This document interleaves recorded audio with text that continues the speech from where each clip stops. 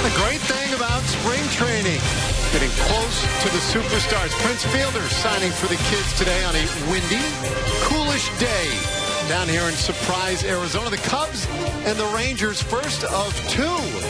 Kind of an old school double dip for you today here in Surprise. We welcome you to the booth. Hello again, folks. I'm Dave Brandman with Steve Busby. Buzz, we're getting there. Yeah. The finish line is almost here. And so for a guy like Derek Holland today, kind of an important start to get into that game shape, regular season shape. Yeah, Dave, it is important for Derek. This is his fifth start. He has one more after today in spring. So it's important he starts getting himself together. He has not been able to get into the fifth inning yet, and that's going to be an important mark for him today. As we mentioned, though, the four previous starts, a little bit erratic. He would love to smooth that out some and get the consistency going, the consistency of the execution of his pitches. He feels like that's right on the verge of happening. Now it's a matter of going out in this start and putting it together for 5 innings plus. Yeah. This week it's been about trying to get 5 innings, 75 pitches in for these guys. Hopefully Holland will be able to do that. Kyle Hendricks takes the ball for the Chicago Cubs. He came in as their 5-starter, and he has solidified that for sure. Stay with us when we come back. Starting lineups, the first pitch, Cubs and Rangers right after this.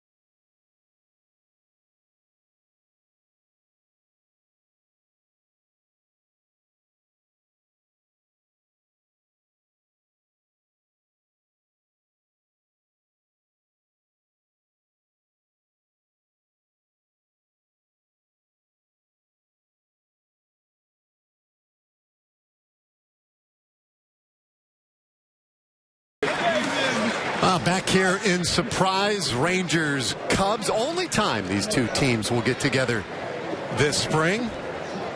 The Cubs a fixture down here in Arizona. And let's take a look at their batting order today. They come in, by the way, 7 wins, 13 losses. Addison Russell, their shortstop at the top. Negron, SCHWARBER, and Soler in the meat of the order.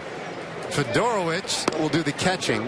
Matt Caesar in center field. Kawasaki at second. Vossler at third. And then Kyle Hendricks, who has really thrown the ball well this spring for the Cubs. Third straight day we've seen a National League team bat the pitcher, even though they are in an American League park. And today they will all be opposed by the left-hander. Yeah, and Derek Holland's not going to argue about the opposing pitcher hitting. He'll, that figures into one out for him pretty easily. So Derek going out there again, his 5th start of the spring, and Derek has been limited the last 2 years to just 95 innings of work. So this spring carrying even more importance. Health is important, yes, but he also has to shake off that rust of competition lacking for better part of 2 years. And Derek feels like he's making good progress. As we mentioned, though, this is an important game for him to go out and start putting execution along with the thinking part of the game. And Derek Holland would love to do that for at least 5 innings today. You know, think about it, Buzz. Normally, it's a spring training game, so let's just start with it, right? We're going to talk about the conditions eventually today. Oddly enough, for the better part of this morning, that wind was really blowing in, kind of conditions that would help a pitcher, although they tend to shift here from time to time. Yeah, I don't know too many pitchers who don't. The first thing when they get out of bed in the morning is check the flags, see which way they're blowing. You know? Get that wind blowing in a little bit. At least it keeps the marginal shots in the ballpark. Yeah. We have seen some crazy conditions the last couple of days, and Holland gets us started with strike one. Addison Russell, very talented young shortstop for this Cubs team. 1-1. Cubs have had an embarrassment of riches up in the middle infield the last couple of years. They have sorted some of that out. Russell pops one up, playable perhaps for fielder. We can't quite track that one down. Probably the toughest play a first baseman has to make is that pop-up down the line where you almost have to turn your back to home plate and play it like a Willie Mays center field. And that's not got to be not the most comfortable thing for Prince Fielder to do. Prince running the great circle route, though. He said, no, I better come back to that. No, too late. Well, he doesn't anymore. He doesn't get a whole lot of time over there at first. 1-2, and Holland gets Russell looking for the first out of the game. Nicely done. And speaking of the defense today behind Holland, fielder getting that rare start at first base. But then Pedro CIRIACO at second. Hanser Alberto, who, boy, he looked good defensively at short. Beltre third. Ruggiano, Desmond, Stubbs left to right in the outfield. And Jimenez today doing the catching. Christopher Negron, and he's offering first pitch, strike one.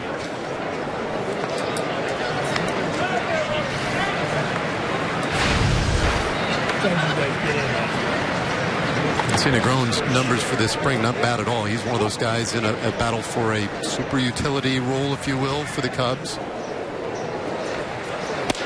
And he takes a strike. And a great job by Holland here early on, jumping right ahead of Russell and Negron. Yeah, I'm sure Derek is pleased right now with his command. He's been able to nail down both sides of the plate, and he's been able to throw the breaking ball for a called strike.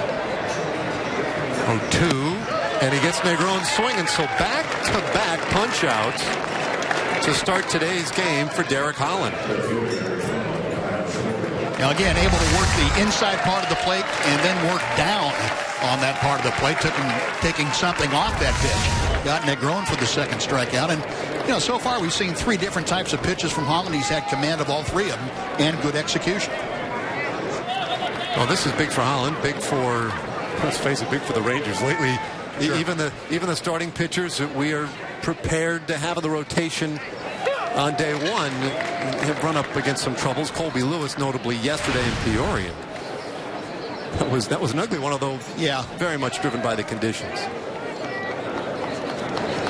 Kyle Schwarber, powerful left-handed hitter, and it's 1-1. Yeah, and I think part of the thing, Dave, about in Arizona in particular, when it's hot, when the wind's blowing out, especially in the high sky with a brilliant sunshine, things can get out of hand pretty quickly, and there's not much of a thing you can do to stop them once that happens. It's like a big truck rolling downhill. Just get out of the way, and Colby was able to get out of the way and not get hurt yesterday. Well, yeah, I mean, really, the fact that he almost got through 5 innings yesterday, I thought was quite the accomplishment. 1-2 pitch, and Schwarber just did shank that one off foul. And Holland in a little bit different position than Colby Lewis is. Colby knows what he has to do. He has a track record, and and he's been consistent at it for the last several years. Derek is still trying to find that for himself. 1-2, and there's a broken bat roller up the middle. But CIRIACO positioned perfectly, and it's a 1-2-3 start to this one today for Derek Holland. Nicely done. And now the Rangers take their hacks against Kyle Hendricks.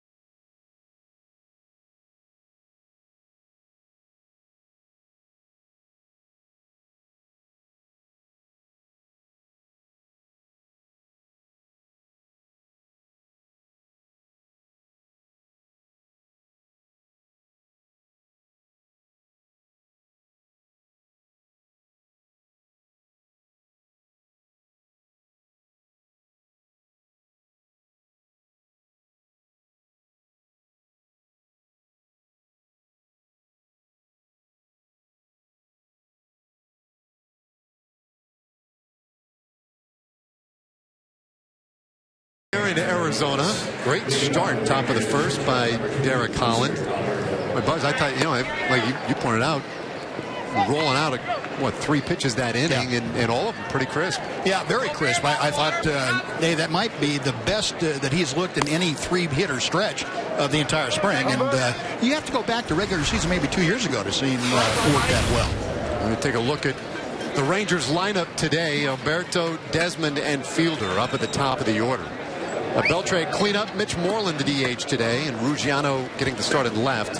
It'll be CIRIACO, Stubbs, and Chris Jimenez rounding out the Rangers order on this Wednesday afternoon. All set to go against 26-year-old Kyle Hendricks. Yeah, Kyle Hendricks, a former 8th-round draft pick by the Rangers, as a matter of fact, out of Dartmouth University. And Hendricks has really established himself in that Cubs system. He was the minor league pitcher of the year for Chicago back in 2013. He has always had excellent command. He has never walked more than 3 people in any of his major league starts. And the ball hit sharply up the middle by Alberto, and Rangers get their lead man on here at the bottom of the first. Kyle Hendricks figures to be the 4th or 5th starter in the Cubs rotation, and it's a vastly improved Cubs rotation. But Hendricks, the kind of guy that you can pencil in for 180 to 200 innings every single year, and he's not going to beat himself. And that's the kind of pitcher that so many teams value in the bottom half of that rotation. I think that note that you pointed out there is never walked more than 3 guys in a big league start. That, to me, counts for as much as just about anything he's done. That's amazing. You got guys that walk more than 3 in a good night sleeping. Yeah, you have a nightmare, you walk more than 3. Ian Desmond has had a very nice spring at the plate and in left field, and recently he has shown up in center field quite a bit and done a very good job out there as well. Talk about a big addition to this team. Good power at that right side, runner going, and Desmond turns it foul. Yeah, Jeff Bannister was asked about that today, David. As you well know, sitting out there talking with the media about Desmond being in center field. Somebody posed the question, do you feel like you might be putting too much on Desmond's plate, just wanting to play the outfield, putting him in center? And Jeff said, no, I don't think so at all, because of the kind of athlete he is and his baseball IQ. He said anybody that can play shortstop in the major league level is not going to be overwhelmed by the idea of playing a different position. And then certainly Desmond fits that role very well. He brings a real intensity too. You can just, he obviously has ability coming out of every pore of his body, but he works hard, and he is hyper-focused on a daily basis. He's a real interesting guy. I think that John Daniels and the Rangers have to feel extremely fortunate to have picked him up on a one-year deal for, you know, the paltry sum of, what was it, $8 million, I think. But this is a guy who, you know, is going to be a long contract free agent guy, probably after this year, maybe next year. That's what he had in mind this year, but it didn't work out. No, exactly. I mean, and he made some gambles and found himself in a spot where he needed to take a different deal. Runner going again. Desmond trying to protect him, but comes up empty for the strikeout. Alberto with a stolen base and is now in scoring position, but one away. Good example of what Kyle Hendricks features, the excellent off-speed pitch, a slow breaking ball that Ian Desmond couldn't make contact with. That's the kind of thing that Hendricks is able to do, change speeds effectively just out of the strike zone, get hitters on the defensive very quickly. Well, he deals now with Alberto at second base, and big Prince Fielder watches a breaking ball in. Fielder with that home run, a couple of doubles, 8 hits so far this spring. Chance to pick up an RBI here, though. Comes up empty, 1-1.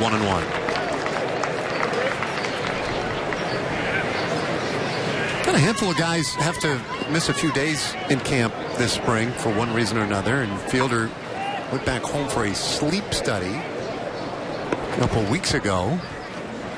I haven't followed up to find out what he learned. Found out that he's battling sleep apnea, and they gave him a CPAP mask to get his airways full of oxygen at night. And Brent said, you know, I think as much as anything, he found out what was going on first of all, but it eased his mind a bit to know that, hey, I'm not, you know, there's nothing terribly wrong with me. There's something I can do about it. And now he said he gets a good night's sleep, and that's important. Fights one off here. The count stays 1-2. Were you a good sleeper? I mean, baseball does some wacky things to guys. Yeah, it can. But yeah, I didn't have any problem sleeping. I'd flinch every once in a while in the middle of the night about a line drag coming back at me, but for the most part, it wasn't much of a problem. But you're right. I knew a lot of guys that really had trouble from time to time. Show up at the park and they looked like they'd been under a bridge for a couple of days. You know, it was pretty tough. Alberto with a single to open the inning, stole second. Hendricks struck out Ian Desmond, and is 1-2 to Fielder, and he gets him as well.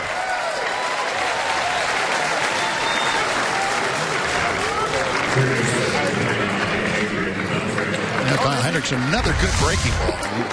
He's just very, very tough, both right-handers and left-handers, and just enough off speed that Prince Fielder out in front. So now it's going to be up to Adrian Beltre to try and get that first run home today.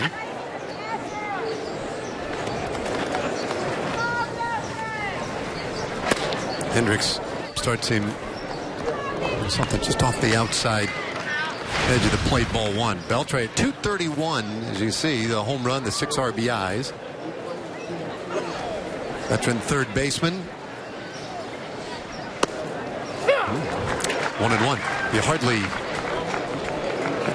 I tend to look at anybody's numbers in spring training, but honest to goodness, if there's one guy who you don't bother, it would be Beltre. Yep.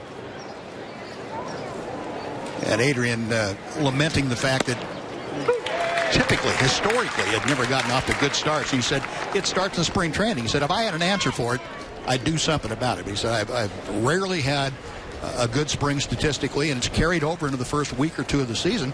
I wish I could change that, but he said I just got to keep swinging. 1-2. 6 for 26 this spring. The old back of the baseball card, though, tells you all you need to know. 2-2. And he got him swinging. Strikes out the side. Kyle Hendricks pretty sharp after that leadoff single. 1 inning in the books. No score this afternoon.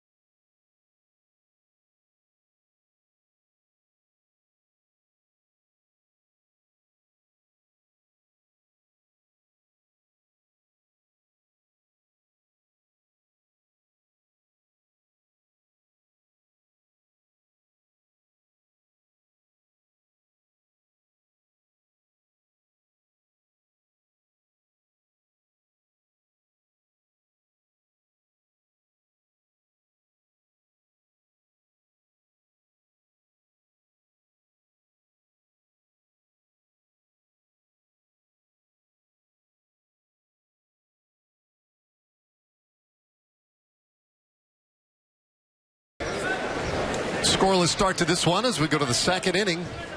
Part of the order coming up for the Chicago Cubs. Jorge Soler leading it off. The right fielder batting clean up today. He's not going to be playing a whole lot of right field once the regular season starts for the Cubs, so I can tell you that much. He swings and hammers one into left field. And that's how we get underway in the second inning.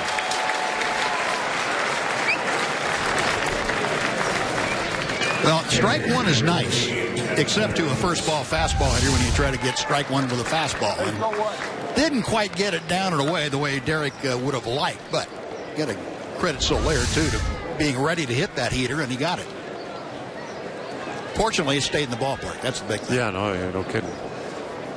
So, first base runner of the game for the Chicago Cubs. Tim FEDEROWICZ now, the catcher.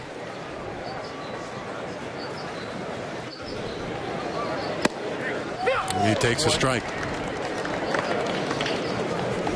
Nice spring so far, 333 average. Couple of long balls. But probably on the outside looking in on that catcher situation. There's a 1-1.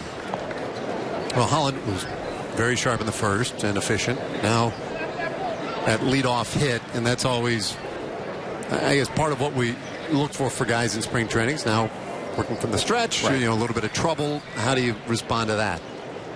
Well, that can be problematic too. You're right, Dave. It's first time through. High fly center field, long run. Desmond back to the wall, and he makes a basket-style catch right in front of the 400 marker. Long throw back to first, and they got Soler. Oh, boy. Soler had plenty of time to get back. But I think maybe assumed he was back. That's a second assist this spring for Desmond. That's Jorge Soler forgetting who's in center field. That's a former shortstop with that kind of an arm. Good play by Desmond to get back there and know exactly where he was, judging from the warning track and also kind of gliding along the wall. He got there in time to do that. And then a strong throw, one hop, and pretty good decoy by Bridge fielder at first. Saying, no, there's nothing happening. And Soler just cruising back to the bag, and all of a sudden the umpire says, you're out too. Well, that's a beauty. And now a smash to short. Alberto on top of it. Had a little trouble getting rid of it, but gets Matt Caesar to win the inning. A leadoff single, but a spectacular play by Ian Desmond. And we've played 1.5 in Arizona.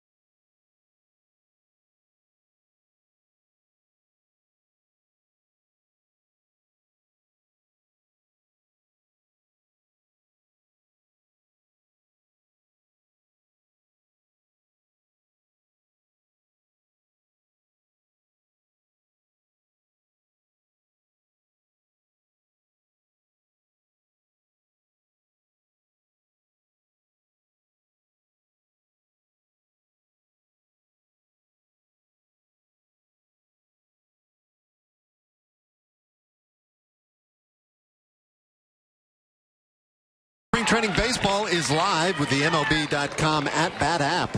Stay connected all spring with the radio broadcast, video highlights, stats, news, and a whole lot more. Download MLB.com at-bat, the #1 app for live baseball on your smartphone and tablet.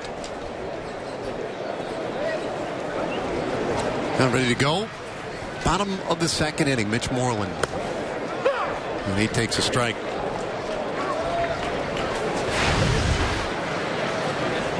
Hits haven't come easily this spring for Mitch. 4 for 24 so far. And he watches 2 strikes.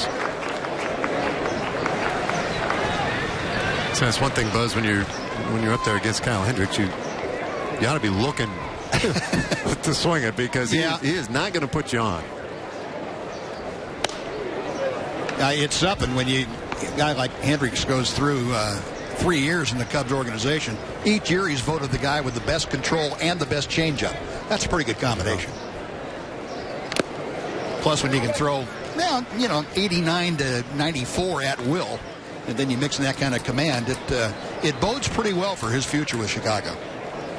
So this spring he has 1 walk that he is allowed, and up to the moment anyway, 17 strikeouts, most on that Cubs roster. 2-2 now to Mitch Moreland. Well, that's a pretty good ratio. Now, you're not going to get that ratio over the course of a full season, but it does certainly underscore the point you're making, which is he is around the zone a lot. And that's his 4th consecutive strikeout this afternoon. Well, he has that changeup working as well as he can have it working, I think, right now. And he's done a good job of mixing in enough fastballs to keep the Ranger hitters at least aware of the fastball. When you do that and have that kind of command of a changeup, you're going to get some punch-outs, and he has done that. Justin Ruggiano. Ruggiano takes ball 1. You can see the offensive numbers for Justin have not wowed this spring.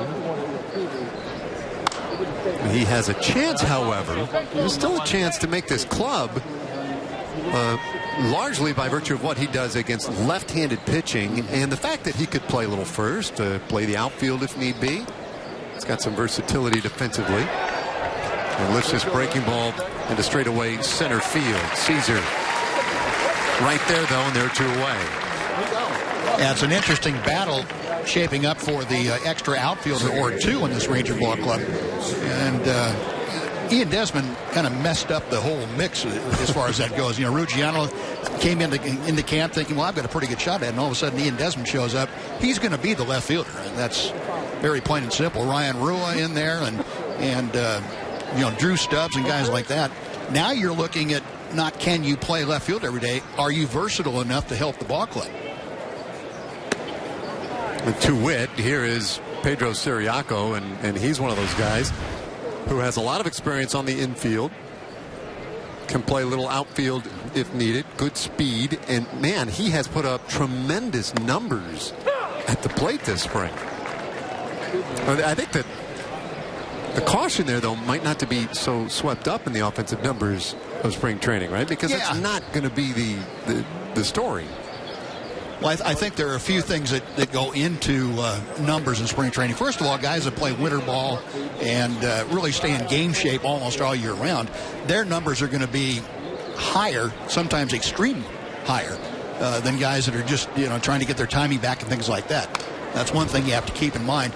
And the other is that down here, this is very much a hitter's league in the Cactus League, as opposed to Florida where the air's heavier and even though the wind blows, it's not quite as same effect as it down here. And there's a higher sky here, so the more hits tend to fall in. 2-2 to CIRIACO. And a bouncer toward the hole. Nice backhand grab by Russell, but not much he can do with that once he got it. You see good range, but an infield hit for CIRIACO. Now, when you're hitting 487 for the spring, there shouldn't even have been a doubt when that ball left the bat that it was going to be a hit. That's just the way things have gone for CIRIACO this spring. And Addison Russell, if he can't get it and throw you out, not many people are going to have a shot at it. Good point. CIRIACO yesterday pinch hit in our game in Peoria, struck out, and that put an end to his 10-game hitting streak, but right back at it today.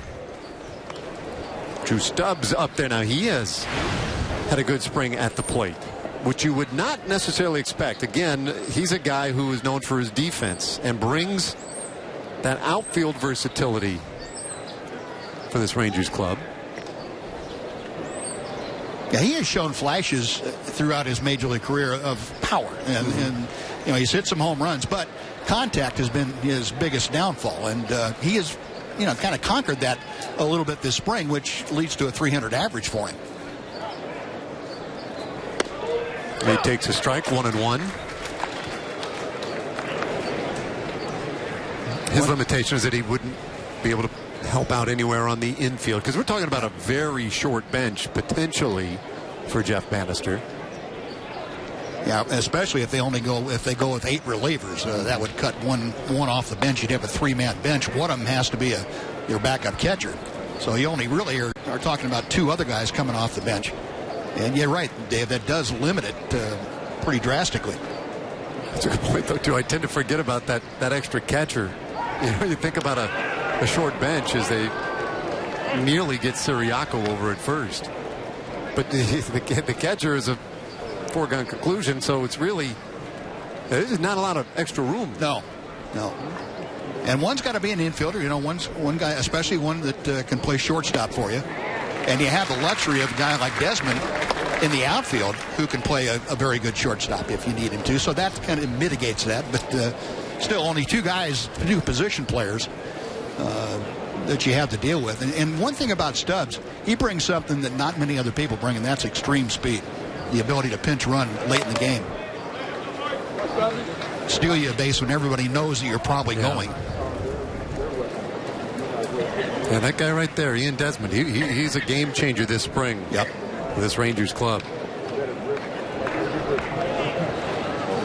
He's going to hit. Fans are going to love watching him. And what a play he made in the top of this second inning in center field with a grab at the wall and then a throw to first for a double play. Bouncer to that third base side of the infield. Right there is Vossler, and it's not in time because Stubbs' great speed. There's a high bounce in that ball, and that allowed him to beat it out. Infield hit for Stubbs, and Ciiriaco, who was moving, gets all the way to third. Not much that Vossler down at third could do. He had to wait till that came down, kind of a high chopper, and we mentioned Stubbs' speed. That's one thing that never goes into a slump. I don't care who you are. Speed never takes a day off or goes into a slump, and Stubbs able to leg that out, and by quite a bit actually on a 2-hopper.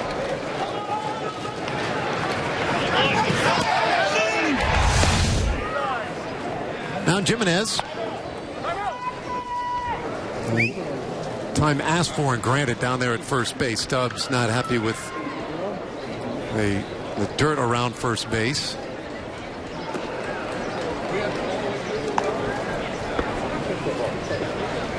He does a little manicure work himself.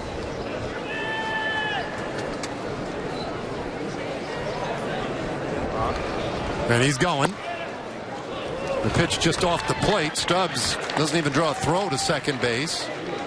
I like that. It's like you couldn't telegraph anymore that you're going to be running, and just let him go. 2 in scoring position now for Jimenez and a favorable 2-0 count.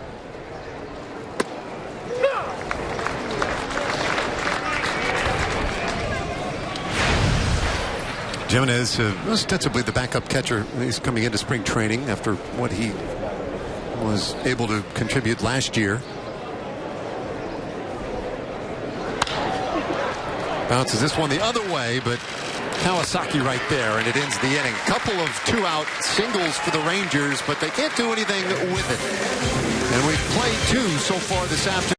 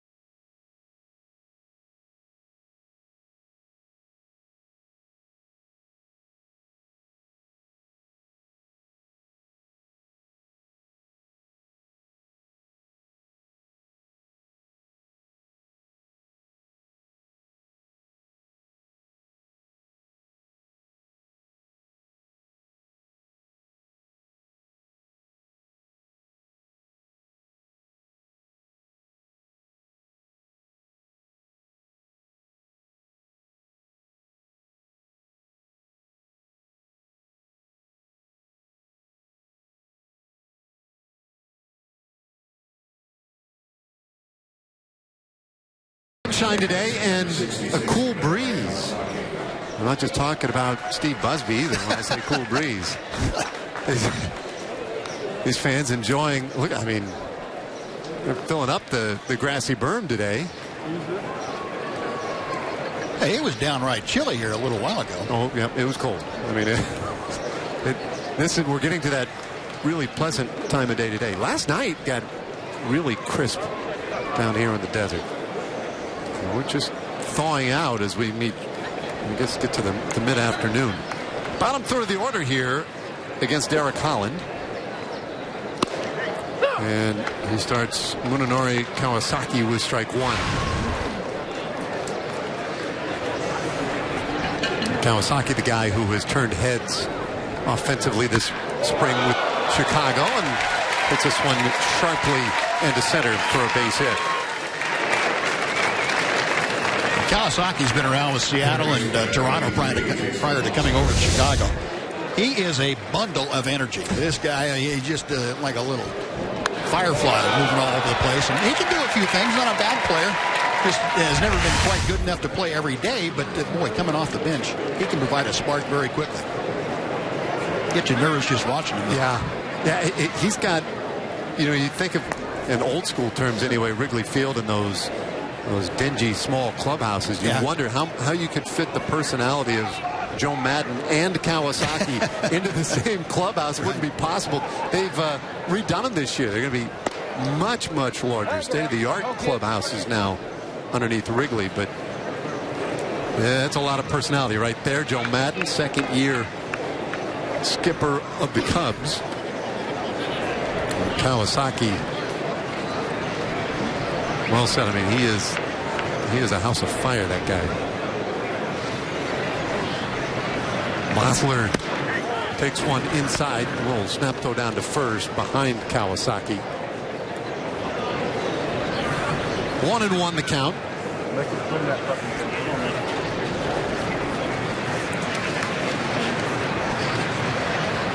Did I read that right the other day? They said they enlarged the Cubs' home clubhouse to 30,000 square feet. Wow. I didn't know they had 30,000 square feet available in Wrigleyville. Well, there's no doubt. I mean, it's a massive undertaking to get. I mean, because the old clubhouse was tiny. Well, you could have put all of the entire visitors clubhouse into one locker, I think, in the new clubhouse. I think it was minuscule. 3-0, and Bosler taking all the way. Strike one from Holland. Bosler, left-handed hitter, 111 average this spring.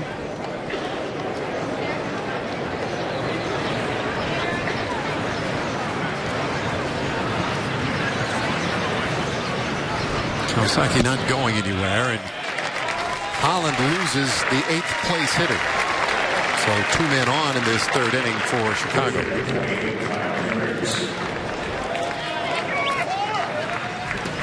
That's got to be a little frustrating for Derek. Yeah, with the pitcher hitting for the National League club today, that's one area where you don't really want to give up a walk to a guy that's not going to hit the ball out of the ballpark in Bosler. And now you put 2 on, you get the pitcher an opportunity to do what pitchers do well as far as with a bat in their hands. That's bunt. Kawasaki took off well before that pitch was delivered. I mean, he was at third base before that thing got to the plate.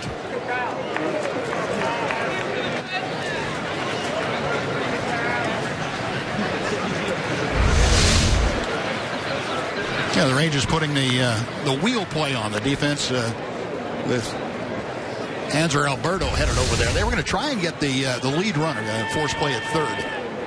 Yeah, but the left-handed pitcher on the mound, it makes that a little bit easier because he can go over and not have to change angles to pick up that. Good back pick there. Kawasaki almost got him. Left-hander has the advantage of bouncing off the mound, and this is kind of the follow-up after you run the wheel play one time. You fake with the shortstop going toward third, hoping the runner will see that and take a few extra steps with the second baseman cutting in behind. Corner's way in here. Hendricks pulls it back and bounces one into center field for a hit. Desmond up with the ball. And there's that great arm to throw the plate, and they get Kawasaki.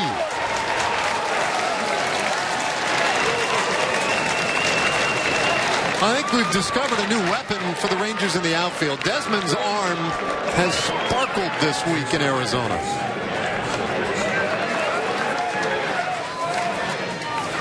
That was, for Ian Desmond, a very familiar throw for him because he wasn't much behind a normal shortstop spot when he made that catch and fired to the plate. I don't know what in the world the Cubs were thinking about with nobody out trying to score Kawasaki on that play. But Rangers will take it. Good throw by Desmond. And just, boy, that Kawasaki was out from here to Peoria and back. Didn't stand a chance. One out.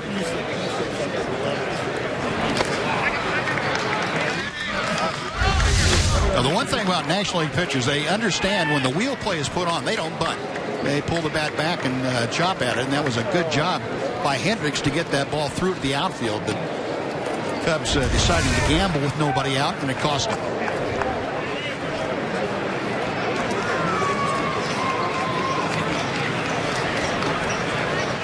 One strike now on Addison Russell, leadoff man, and that one just missed. Nice looking pitch, but 1-1 the count.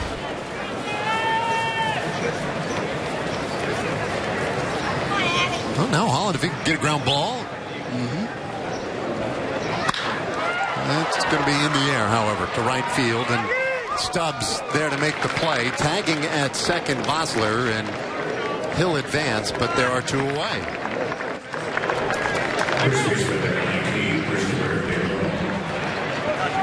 Yeah, getting that play at the plate is such a big bonus for a pitcher. You feel like you've gotten the lottery winning ticket in your back pocket. You get that guy out at the plate. Now, first and second, you get a fly ball that would have scored the man from third.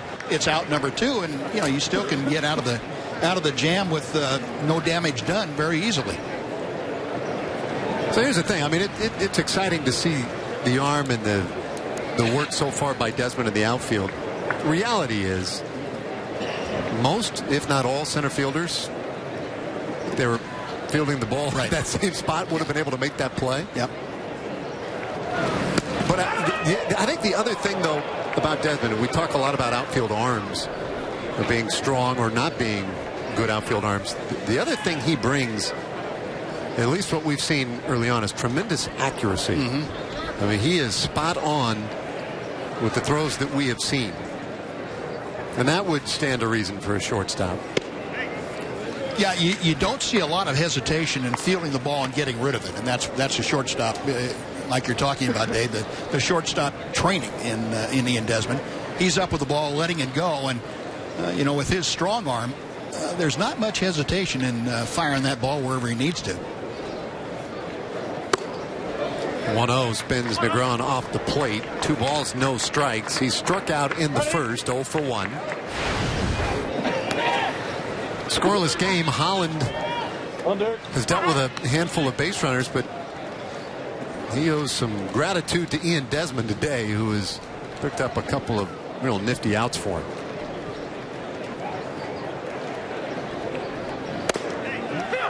Strike one to the Cubs first baseman.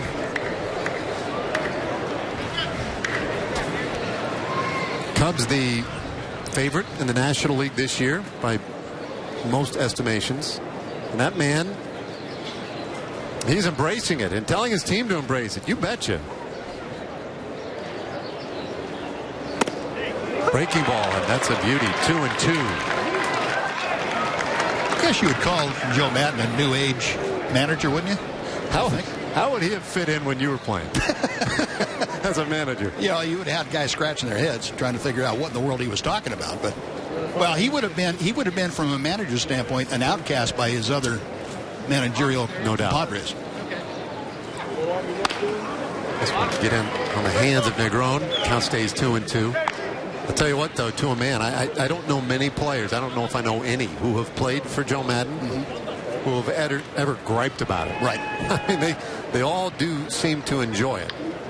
Well, and I think that relationship between player and manager is changed so much over the years. That's evolved a lot faster than the game of baseball's evolved. But, you know, managers, not that they're friends with the players, but there's almost a one-on-one relationship now between manager and player.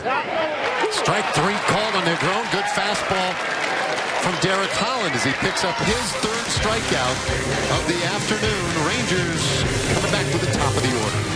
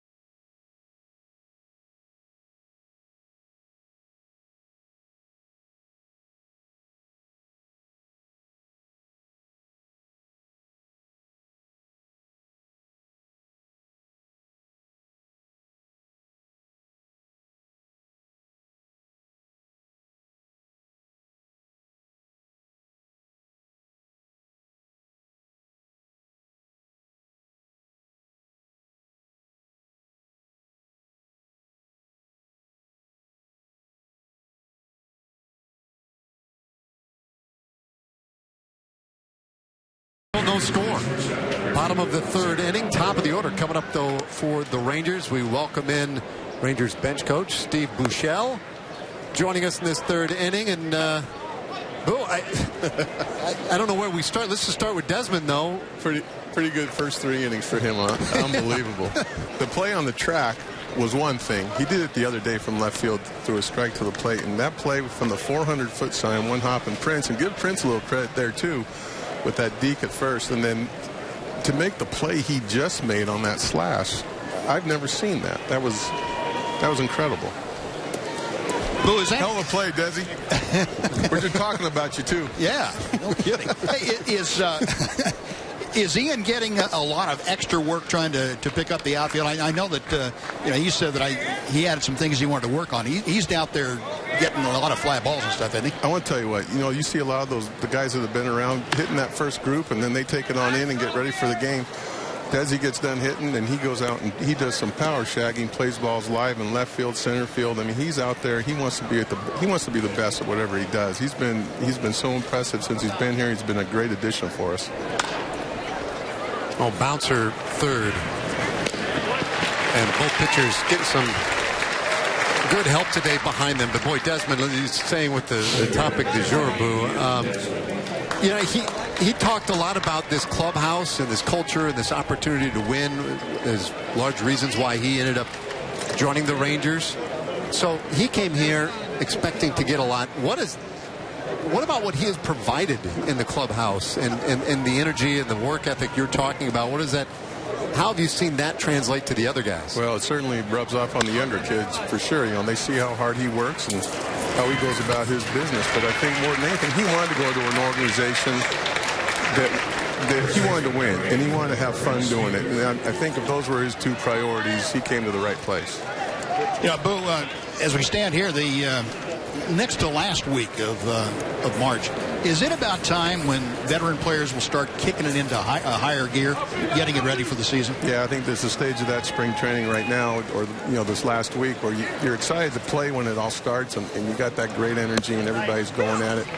And then you get that little lull, and soon enough these guys, they know that light at the end of the tunnel is going to show up real quick here. But we still have only 8 days to go here, or a week before we head back home. So it's important for us to not get too relaxed in what we're doing, and understand that that season's 12 days away. How's this camp compare to last year? Second go round as the bench coach, second go round for Banny as the manager. You know, it's been a lot easier, certainly a little more comfortable for me, more comfortable for Bandy. You got a rookie manager and a rookie bench coach. So last year, I think there was a lot of feeling out, a lot of, you know, getting used to each other, getting used to the players. Bandy, you know, he knew nobody, which is unbelievable to come into an organization. Tony Beasley was probably the closest to him. I know he relied on Tony a lot, but he came into the organization not knowing the players. So he did rely on us to fill him in on what kind of players, what kind of guys we had. Well, listen, great job as always. Thanks so much for the time, Steve. You got it. All right, Steve Buechele, bench coach for the Rangers as we head to the fourth inning, still scoreless.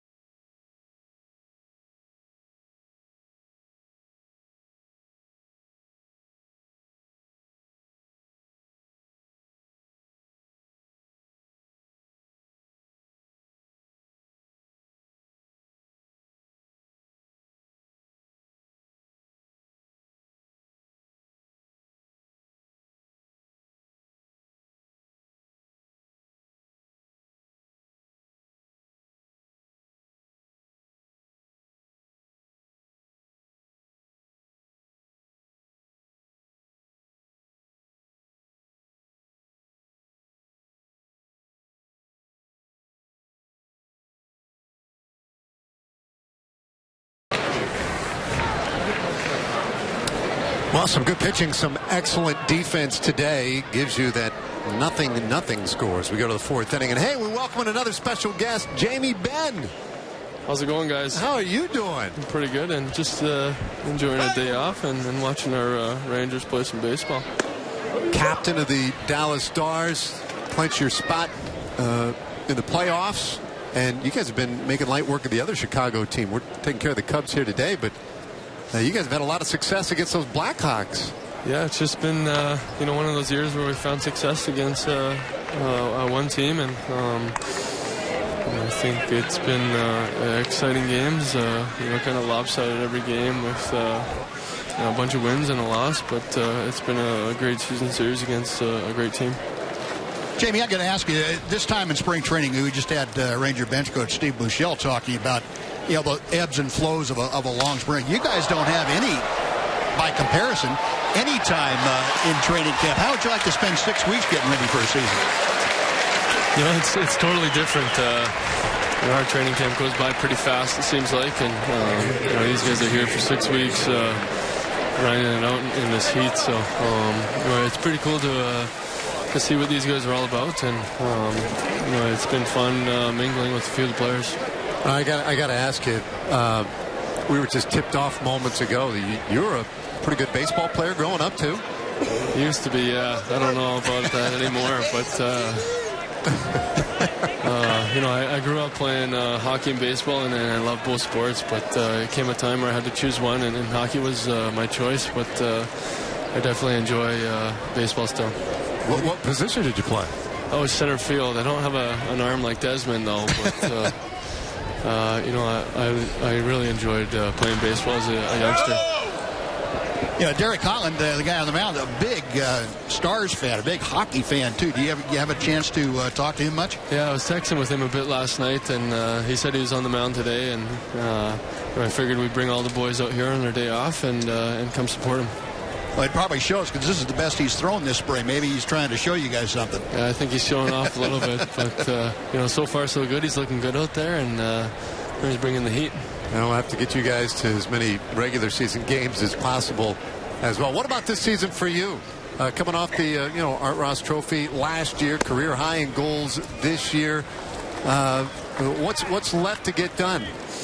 I think there's a couple more goals in mind. We want to finish atop the Western Conference and atop our division, but I think the ultimate goal is to win the Stanley Cup, and I think that's every team's goal at the start of the year.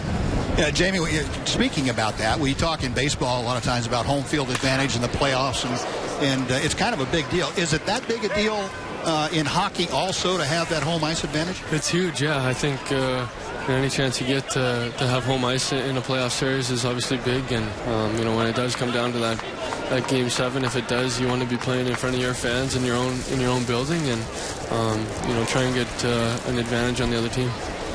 How's your brother feeling these days? I'm sure he's pretty hot in that beard today, but I don't see him right now. But he's doing pretty good. Well, listen, we're all real proud of you and excited. And I have to say congratulations, but also very, very impressed with you guys' ability to get the big win. I got to assume there was at least a little imbibing last night, and you guys are out here in the sun today like real men. Yeah, we had a long flight from Chicago last night and got in early this morning, but we're definitely enjoying some nice cold ones, nice cold waters today, and a couple hot dogs. But back to work tomorrow. Yep, keep that cold water flowing. Yeah. All right, Jamie, congrats again. Thanks so much for joining us. Thanks a lot. All right, Jamie Benn, captain of the Dallas Stars, clinched their playoff spot with another, again, lopsided win over the Blackhawks. And they're kind of the hot team right now. Nice of them to check out a game. Yeah.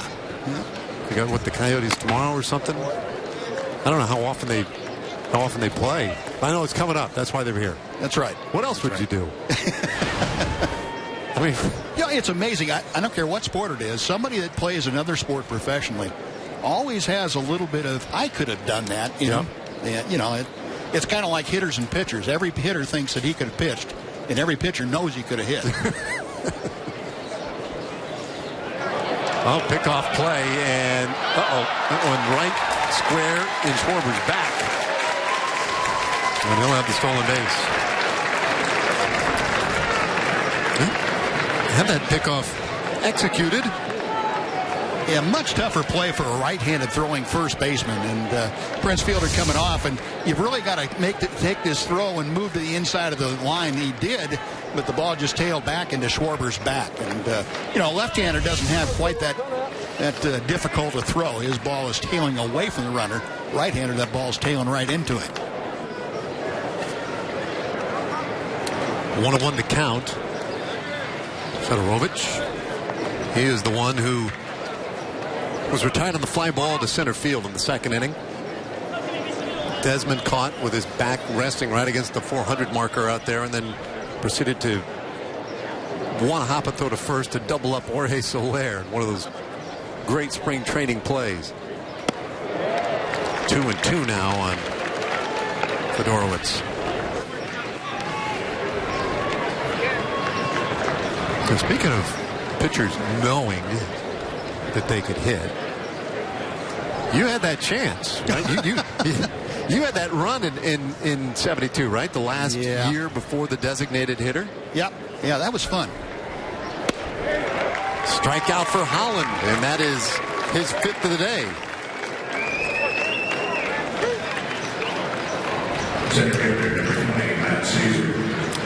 When we were at the top of this inning, talking to Jamie Benn, Schwarber started the inning by throwing every single thing he could out there toward the infield, including the baseball. Yep. And got on what would have been a routine ground ball play had not there been a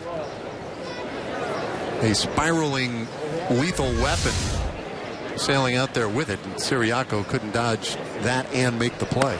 That's one thing hitters, they have to work on that in spring training too. That's that fine art of getting the head of the bat to precede the ball out there and bounce just right, and that makes it hard for the infielders. And good to see Kyle Schwarber has that thing going. Yeah, people think of him as just kind of a big brutish hitter who can hit it 400, 500 feet, but he also has that kind of trick shot ability in his. Yeah, you put that in there, and that makes him a 6'2" player. 1-1 to Matt Caesar. So yeah, you got you got to swing a little bit, and you enjoyed it. I loved it. Loved it. Yeah. It was that was part of the game that I really took a lot of pride in. I think is being able to play offensively as well as pitch. And we came up without the designated hitter. That's how we learned baseball, and it was a big part of it to me. And I'm still very much anti-designated hitter from a purist standpoint. The purity of the game to me is without the DH, but it is what it is now. Would have cost you some at bats, though. Maybe you get some innings. Could have. Although in the National League, guys were throwing almost as many innings as we did in the American League once the DH came in. Well, Derek Holland is throwing darts today. Strikes out the side in the fourth after that leadoff single. We played 3.5.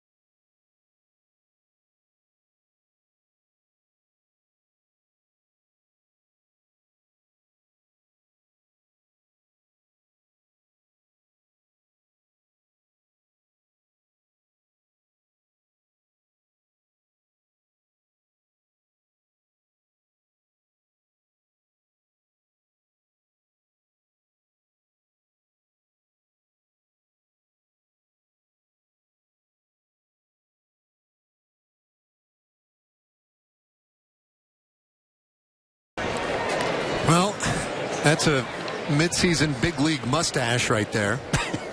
There's no question about that. We always like to say it's spring training for everybody. Nope. Yeah, that's a July mustache. Love that. No score here today as we go to the bottom of the fourth.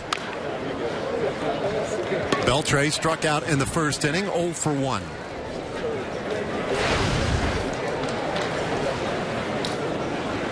Well, these two pitchers today, Hendricks out there for the Cubs. Holland, he's done it for 4 innings for the Rangers. Looking good. It has the look and feel of a big league game today. Yeah, it really does. And this is about the time of year where pitchers start having the opportunity, I think, to get into the middle part of the ball game, especially when you have your stuff going the way that Holland and Hendricks do. You haven't seen a lot of hitters that are comfortable at the plate yet against these two guys. No, NEGRON made a good play to get way off the line to get to that ball, but not a very good throw back to Hendricks. It wasn't a very good throw, but it also wasn't a good job by Hendricks. I thought that was a play that he could make. And when you're a pitcher, you've done this a million times plus in spring training. And to make that mistake in spring training is unforgivable. He did not slow his body down. He didn't have himself under control. He tried to go at the same speed, even though he saw the throw was offline a little bit. And that's where you got to help your first baseman out, slow down a bit with your body under control, make the catch, and then tag first base, and he didn't do that. So the Rangers get that lead man on for Mitch Moreland. I would guarantee you that Kyle Hendricks will have a few extra PFPs going tomorrow. Pitcher's fielding practice. Which is funny because, as you point out, I mean, he has already done it a million times, but there's something about game speed, though, right? Because I've seen a lot of those PFPs on the backfields over the years, and it's just very relaxed. It's very, but once you get into that game situation, because you're reading that base runner, how far off the pitcher or the first baseman had to go to get it. There's a lot going on there. when it gets to real speed. Yeah, and the whole idea about all the repetition is that you do it enough times to where there's no thought process going, where it's just a reaction. And you know how many steps you have to take to get over to the bag, where you have to slow down, how far up the line you have to veer so that you're running parallel to it. All those things you can't think about while you're actually doing it, especially as you mentioned the game speed. And apparently Kyle Hendricks needs a little bit of extra. At least that's how a pitching coach thinks. 1-2 to Moreland. And a bouncer. Right side. They'll go to second one. They'll relay to first in time. And so that time the double play works out for the Cubs, and that error erased. This is your routine 6-5-3 double play. One of the oddities about the shift we see from time to time, that the shortstop on the second base side feeding the third baseman. And you better believe these guys have had to work at that a little bit in fielding drills, because that is not a natural thing for a third baseman or a shortstop to accomplish. Well, that's what I was going to ask you, because that has to be sort of a new routine now for some guys. Yep. And I think a lot of teams, Dave, you see out during batting practice will spend 10, 15 minutes just prior to BP working on those kinds of things. They'll take, that kind of a shift, that kind of a play, and work on that for 10 or 15 minutes one day. And then another oddity that the shift comes in, maybe a ground ball into shallow right field from the second baseman making a throw to either second or first. And, things that you don't normally see, that you're not accustomed to doing, you have to go through them in practice to expect them to be performed during a ball game. You figure Addison Russell, who last year when he was called up by the Cubs played second base initially, and no problem for him on the front end of that play. But for the third baseman, Vossler, he may have started doing that this year, during spring training, maybe a little last year, tinkering around, but that's a new piece of it. Full count on Ruggiano. And he'll get another one. Ouch.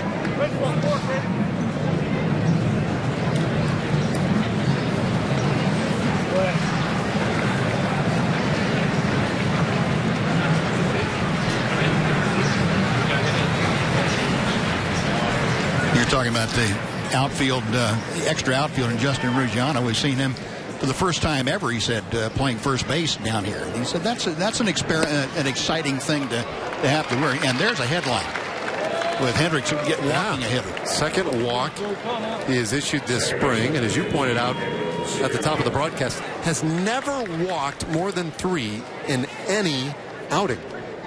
That's mind-blowing to me. I don't know how that's humanly possible, but apparently for him it's not a problem. I mean, even the greatest pitchers just run into one of those days. Or for that matter, one of those umpires. Right. That not easy to do. But he gives a free base runner to the Rangers. And Pedro Ciiriaco, who has been swinging a ridiculously hot bat. Infield hit last time up.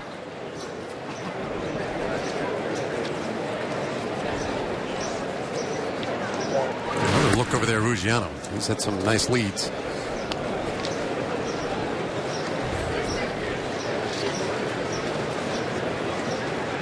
Cubs with 4 hits today. Rangers with 3 to this point. Both starters have had to pitch around some base runners. And strike one to Ciiriaco. Leads his team with 20 hits this spring. But as we were talking about earlier, Buzz, when you consider the guys for these various bench roles, you can get excited about the numbers, but when they're coming off the bench, that's not the concern. The concern really is, can you play lockdown shortstop? High fly left field. Schwarber back and makes the play. We'll continue that thought when we come back. Rangers leave another man on base. We go to the 5th this afternoon in Arizona.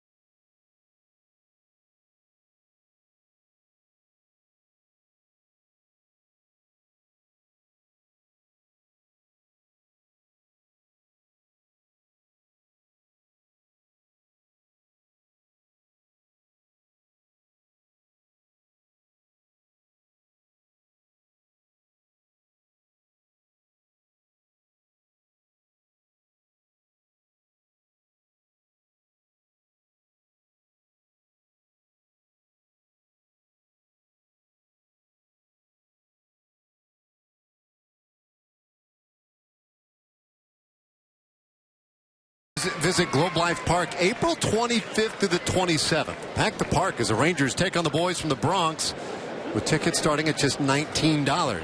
Go to TexasRangers.com or call 972-RANGERS to get yours today. Well, 4 innings in the books this afternoon, and we were hoping for a good Derek Holland performance today, as he was no doubt himself. So far, so good. Yep. He'll get the bottom third of the order in this 5th inning. Yeah, by far the best that we have seen Derek Holland this spring. And I think Derek will have glowing self-reports this afternoon. You know, this is what he's been looking for. And I think, you know, everybody this time of spring wants to say, okay, I've done my preparatory work. I've gotten the kinks out. Now it's time for me to either get people out or get base hits. And from a pitcher standpoint, not much better than you can do than what Derek's doing today. 6 strikeouts so far this afternoon. Jumps ahead of Kawasaki 1-2. He has issued 1 walk. The storyline, though, you know, anybody who has been watching this game either on television or here at the ballpark, they're going to walk away talking about Ian Desmond. It's a little slap shot down to third and handcuffed Beltre. Kawasaki is on. An error against the Rangers superstar third baseman. One thing about Florida, I should say Arizona, as in contrast to Florida, how hard the infields are down here. There's not much you can do. I mean, the grounds crews, it's not because they're lax in their preparation. It just as the sun bakes everything down here and the infield gets hard. And, well, the infielders have a devil of a time. You know, if Adrian Beltre has trouble coming up with one, there's something under the surface that's not being talked about if you just say it's an error. Bossler, who took the walk, that was in the 3rd inning, starts off with strike 1 here in the 5th. Yeah, when we were in San Antonio, you typically discuss any turf surface and how it affects play and all the high bounces in the outfield, etc. But the reality is that turf was a little spongy. Yeah. Might be more forgiving on an outfielder's legs, that type of thing, than the natural surface here in Arizona. It is hard like concrete some parts of the ballpark. I think you're right, Dave. And it used to be they talk about Toronto's turf, about how tough it was on your body, on your legs, especially for fielders. Now I don't think that's true because they put the same kind of turf in Toronto that they have down there in San Antonio, the field turf variety of that. And really, it's not any tougher on you than a regular field is. As a matter of fact, as you mentioned, fields like this in Arizona, where they're so hard underneath, probably easier on you. But the ball plays slower too on the new turfs. Yeah, where it used to shoot through infields and through gaps all the way to the wall. It doesn't do that anymore. Kawasaki off first. And they will check it with him again. And again, a situation like Derek Holland had last time he faced Vossler, and that's with the pitcher up next and Kawasaki at first, nobody out. You want to make him swing the bat here if you possibly can, and not put him on without him swinging the bat. Definitely concerned with Kawasaki. Just his better move that time.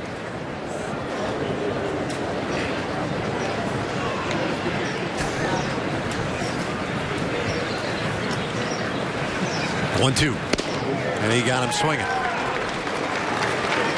7th strikeout today for Derek Holland. Yeah, good job by Holland coming back and really making it tough on the 8th place hitter, and that's what you have to do. You get any kind of a spot going where you don't want that guy to make hard contact. You bury him every chance you get because they're hitting 8th for a reason.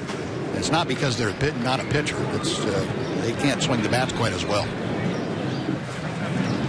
Hendricks is looking to bunt, does so. Jimenez thought about second, but will take the out given. They're 2 away. Good sacrifice that time by Hendricks. Kawasaki, however, moves to second base. Part of the job of a National League pitcher is to be able to get that sacrifice bunt down. It doesn't have to be pretty. It doesn't have to be textbook. You just have to get it out far enough away from home plate where you allow the base runner to advance the 90 feet and go back and sit on the bench. Now, were you a decent bunter back in the day? Yeah, I think we worked on it a lot. So, you know, I was able to get the ball down. And, again, I didn't direct it as well as guys do from time to time. But I was comfortable bunting. Addison Russell now 0 for 2 today. And he lifts this one straight up in the air to center field. Desmond fighting that sun. In fact, gives way and allows Stubbs to take it. Well, get me fooled. I grew increasingly concerned for his well-being. But the inning is over. Man left for the Cubs. We're halfway to the house.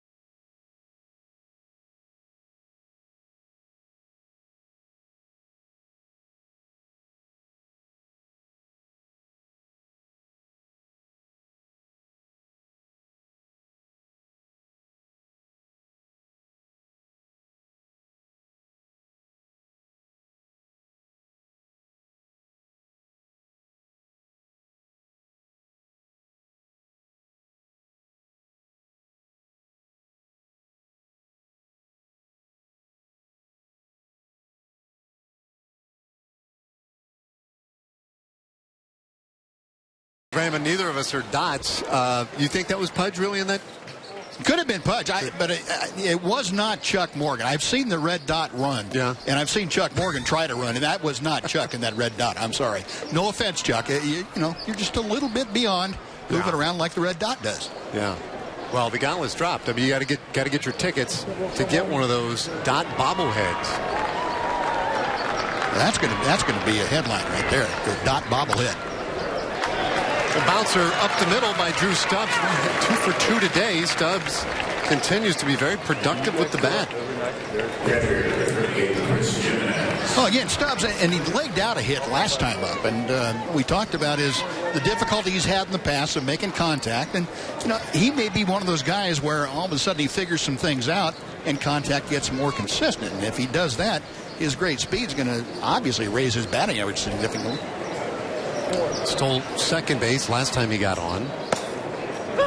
And now a strike delivered to Jimenez. Of course, last time he more or less announced it to the crowd before he stole it. Worked some dirt around the area there by first base. All but saying, I'm going. Not going this time. 0-2 on Jimenez, who grounded out ultimately in that at bat in the second. Well, as a pitcher, I think you see a good base runner over there fiddling around with the dirt playing groundskeeper. The first thing you want to do is make a good, quick pickoff throw over there to make sure he got the thing repaired the way he wanted it to. If he didn't, if he's going to spin his wheels, you got a chance to get it. Well, there was that check-in. Yeah. Now, how's it look to you now? You want to go out and cover that up a little bit? And yeah. See, I was wondering if it would have a sort of similar effect on a pitcher as the guy who spends all that time digging in the plate. Jimenez with a weak roller to shortstop. Second one, relay by Kawasaki in time to complete the double play.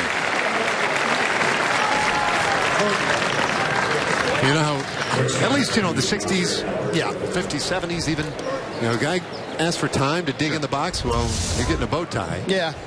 That's all changed. And, you know, that's just the evolution of the game. But you're right. There would have been a lot of folks suggesting to the hitter that he might want to cover that hole up before he get back in there again and give him a real good look at the baseball. It was kind of like a hitter who's hitting a $190 asking the umpire to take a look at the ball.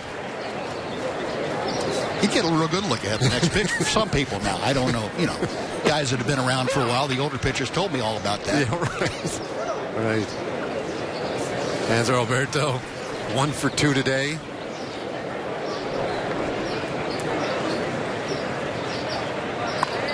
Hendricks gets ahead of him, the ball and 2 strikes.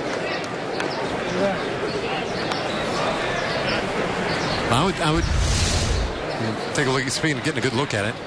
Yeah, that's a fairly defensive swing right there. Hard to hit it off your thumbs. That ball roped down the left field line and foul.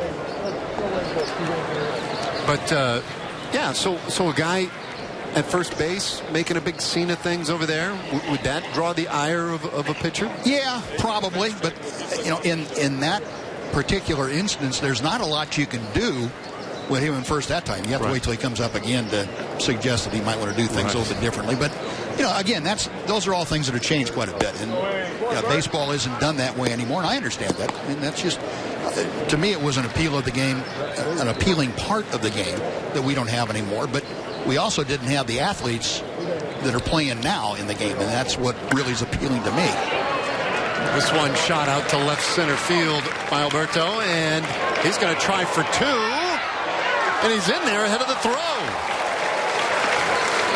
Oh, that's some gutsy base running right there. A 2-out double for Alberto. Well, a great time for Hanser Alberto to try that with bases empty and 2 outs. You'd love to get yourself in a scoring position. Alberto makes his double from the first 2 steps he takes out of the box. He's going at full speed by the time he gets halfway to first, and he really did a great job of making SCHWARBER come up and make an off-balance throw. SCHWARBER not noted for his defensive ability in the outfield, but you know, he was going toward center field, and Hanser made him turn around and make an inaccurate soft throw to second. Very well done. Now Desmond with a chance to drive in the game's first run. Norwich, the low probability throw back to second base. Yeah. You don't see that one work too often. And usually, you know, with a situation like this with Alberto out there, he's going to try and get as big a secondary lead as he possibly can so that he can score on any base hit from Desmond. Desmond slicing one out to right center, and that one over the head of Caesar into the fence. It does get Alberto home. Desmond legging for third, and he's in there sliding easily with the RBI triple. Rangers draw first blood this afternoon. Rennie and Desmond with his 5th RBI of the spring, showing you why he's such a quality hitter. He's a line drive hitter that goes from foul pole to foul pole with those line drives. And this one to right center field. Seeker just could not catch up with it. The ball kept slicing just a little bit away from him. And Desmond showing you pretty good power going to that right center field alley. Ranger fans are going to love Desmond. He's a quality hitter. Fielder, meanwhile, deposits one in left field. That drops in for a hit. Gets Desmond home. 2-0 Rangers. Fielder wasting no time. And Ranger fans, too, saw that an awful lot last year once Prince Fielder got healthy and knew that his neck was not going to be a problem. Every time he had an opportunity to drive in runs, or virtually every time, he got it done. And he used the entire field much better in those at-bats, and does it here. Didn't hit it hard, but he went the other way, so there was more room over there for him to work with. SCHWARBER was playing him nearly in the visitors' bullpen down there. It was almost on the warning track, leaving a lot of room to drop one in there in front of him. BELTRE steps in and takes ball 1.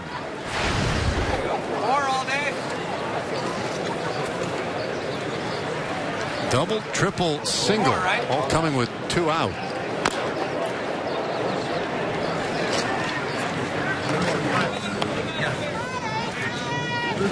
Question now is, will we see any more of Holland? 5 good innings today. I don't see anybody loosening in the Ranger bullpen at the moment, but there could have been somebody up last inning throwing while Holland was out there. Smashed down to third, but just foul. I understand Phil Klein had been up throwing briefly a while back, but whether he's ready or not, we'll have to wait and see. No, we're expecting to see Matt Bush today, too. And that's right. That will be worth watching, of course. The idea is maybe to get 2 innings out of Bush. Holland 5 shutout so far today with 7 strikeouts.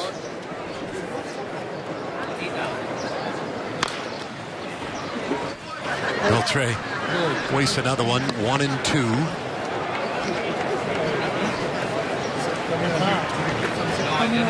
Yeah, Derek today at 65 pitches, Dave. So that's under his total that they were thinking about. They were normally thinking 75 to 80 in this outing for 5 innings, if not more, and he can get more out of it. Well, a swinging strikeout of Beltre ends the bottom of the 5th, but the Rangers played 2 on 4 hits, and Holland certainly giving the appearance that he may be done as we go to the 6th.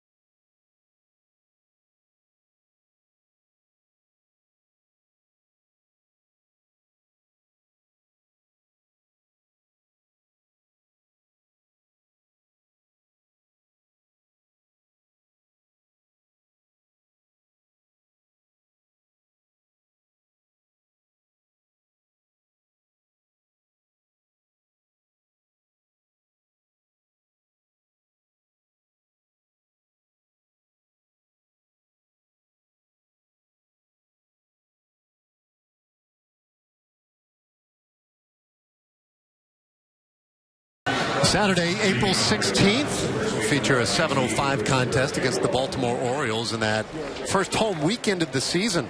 The first 15,000 fans 14 and older will see the Texas Rangers pullover jacket courtesy of Globe Life. Get yours at TexasRangers.com. A lot of stuff going on in that first homestand. 2-0 Rangers leading here this afternoon as we go to the 6th inning. Doug Bernier has come in to play third base. Michael McHenry is the new catcher. And Holland sort of done, right? He's done with this game, but he still has some stuff. Just wants to put a little more mileage on that arm. Yeah, as we mentioned, David, he's gotten 65 pitches in the ballgame. Now he's going to add about 20 more in that bullpen. And he's going to give way to Matt Bush. Matt, I'm sure Ranger fans are well aware, a great story of coming back from the depths of alcoholism and getting himself squared around.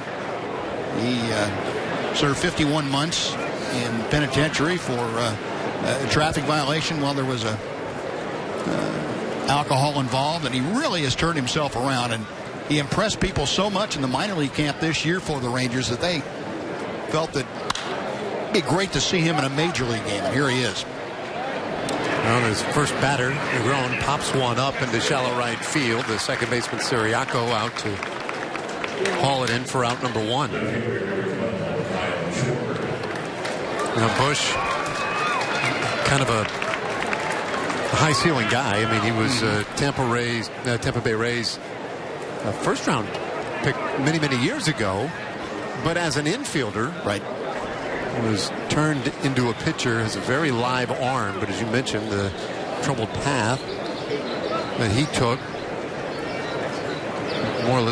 took him out of baseball. Rangers offering him an opportunity to come back. But, you know, John Daniels has been very forthright about this, that he's guaranteed nothing. Right. And anything that he gets from the Rangers will certainly be earned, and that the priority number one is all the off the field stuff. Make sure that you keep your life in order, and the on field stuff they feel will follow. And if it does, then great for Matt and great for this Rangers organization. But first priority, the front office's standpoint, the baseball standpoint, is make sure you have your life in order. And I think they made it very clear to Matt Bush that it's up to Matt Bush and nobody else as to what he does from here on in. And I think Matt made no bones about it. He took the bull by the horns and said, okay, you give me the opportunity. That's all I can ask for. Now it is up to me, and I'm going to go ahead and do it. And boy, this camp has proven that he is up to the task. Check swing roller to short. Alberto is there, and they're 2 away.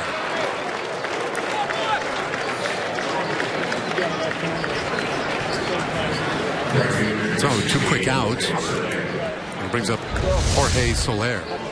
Now, Matt Bush, not only did he make the transition to pitching because of the great arm and the great breaking ball that he has, he also made that transition because he hit .219 as a shortstop. And he didn't figure that was going to be his meal ticket. So he was making that transition before all the other stuff started in the minor leagues. And it's going to turn out to be a very wise choice for him because this stuff is good. 95, 97 miles an hour with a quality breaking ball. And he has impressed everybody that's watched him this spring. That last fastball right there, first pitch Soler saw 96 on the in-house radar gun. We get a reading out on the scoreboard in left field that will give us that information. More times than not, it's usually there. Another crackling fastball there for strike 2, and that one at 97. I looked out there first of all and saw the 68 above Jorge Soler. I said, wait a minute, that was more than 68, wasn't it? You never, with my eyes, you never know. 2-0 Rangers as we play in the 6th inning. Bush trying to author a perfect 6th, and boy, he just missed the corner with that heater. I think Bush looks like a converted infielder. He's got kind of a short arm motion, and a lot of times those guys can be extremely tough to pick up. Ranger fans will remember Alexio Gondo, who was a converted infielder. He had the same kind of motion. There's a strikeout for Bush to complete a 1-2-3 6th inning, and he looked very good. Now Mitch Moreland to lead off the bottom of the 6th.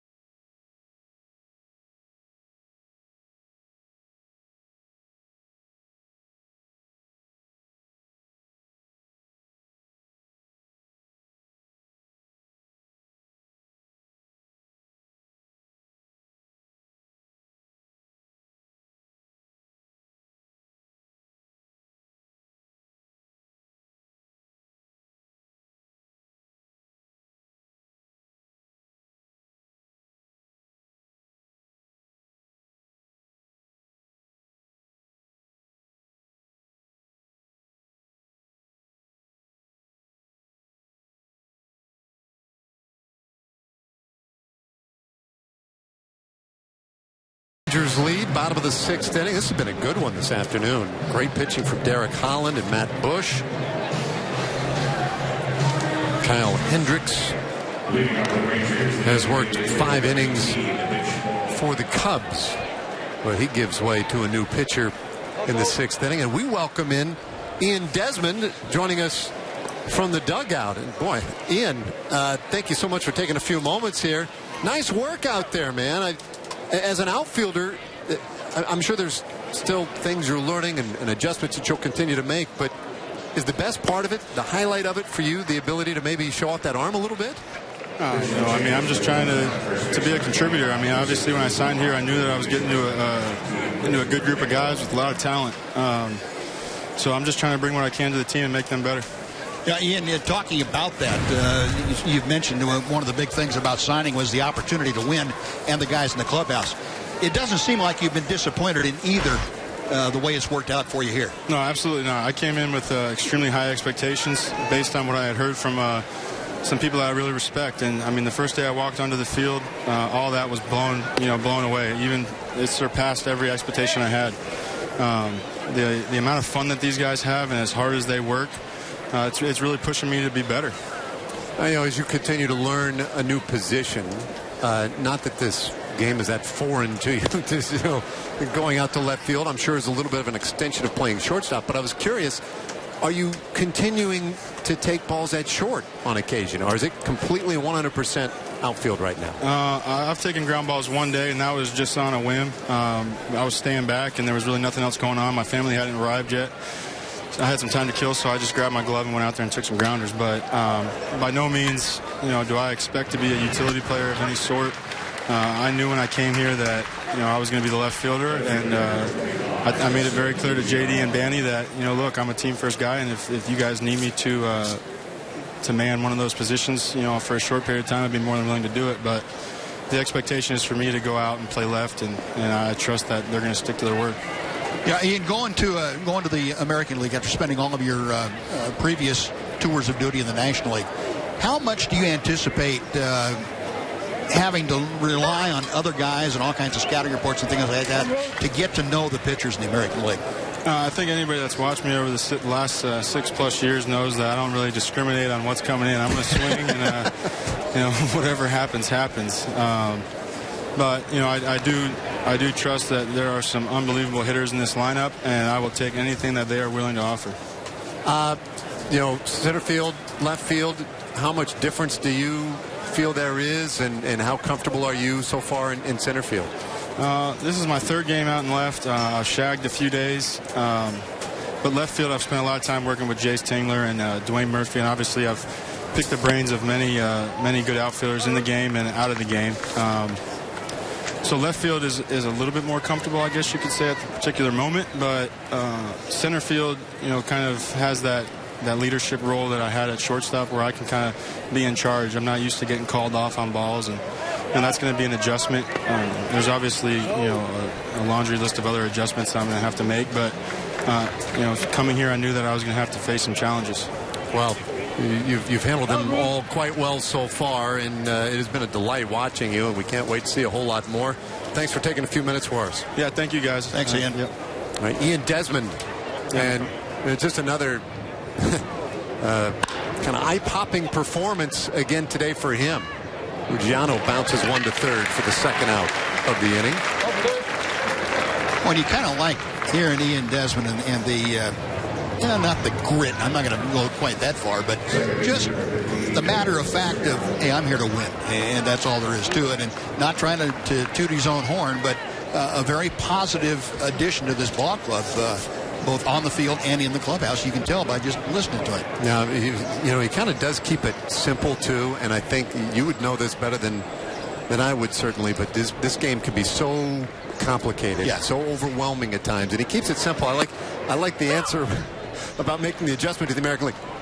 I don't really discriminate. Right. I'm up there to swing and hit something hard. Yeah, they use the same ball in the American League. I just see the ball and I hit it as hard as I can somewhere. And that's a pretty good way to look at it. Well, those are the guys that figure this game out in a hurry, and he obviously has a pretty good handle on what he's doing. Manny Parra, by the way, is the new pitcher for the Cubs. And their first baseman, Negron, moved over to shortstop. Guzman is the new first sacker over there. fun to watch. Desmond's going to be very fun to get to know. And just seems like the type of guy who's going to have quite the impact on this club this summer. Bouncer in a hole, and that one through into left field for Ciiriaco. Shocker, he's 2 for 3 today. Yeah, it's that easy. No, I'll tell you what's a shock is when he doesn't get a base hit. It is. Puts the ball in play and it doesn't find an empty spot somewhere. Just a quality hitter, and making a very strong statement about his desire to be the utility guy in the infield. He's done.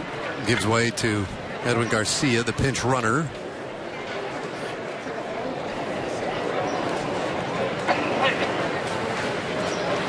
Drew Stubbs to the plate. Well, Rangers thus far played a really nice game here, getting the good pitching, just enough hitting, and trying to put it into, what is it, a 6-game losing streak here in Arizona. You're going to go back to pre-big league weekend, last time they won down here. So well on the way toward that today anyways.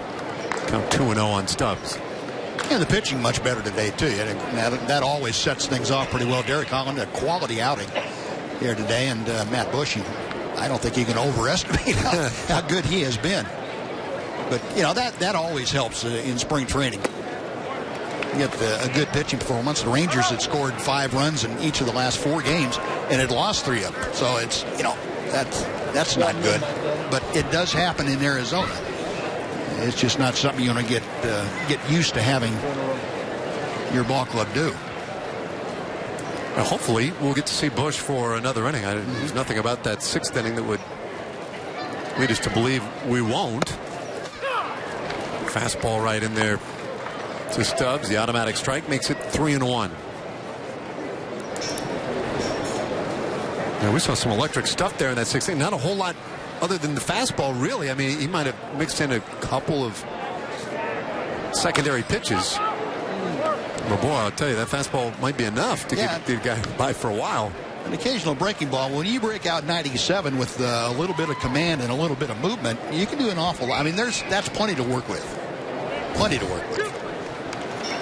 I didn't realize until flipping through the media guide that he is 5'9". Isn't that something? Yeah, that he can generate that kind of velocity. There he is.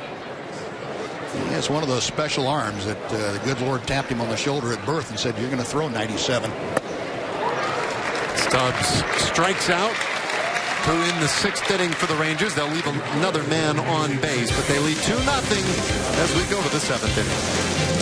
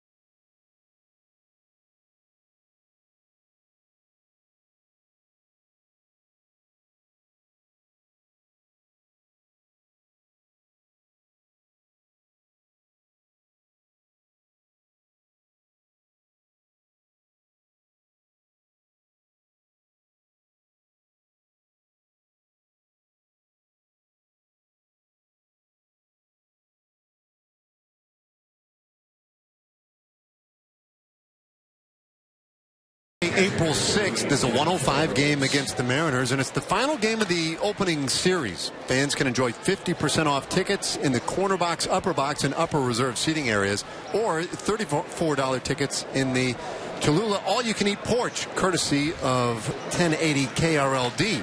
Get your discounted tickets at texasrangers.com/specials using the online coupon code KRLD Matinee. If you need help on how to spell matinee, Google it. It's just 2 E's. How about that? As we go to the 7th, Bush on for a second inning of work. That's the great news. The other piece of news is we've got new bodies everywhere. They're just all over the place. FEDEROWICZ stands in and takes ball 1.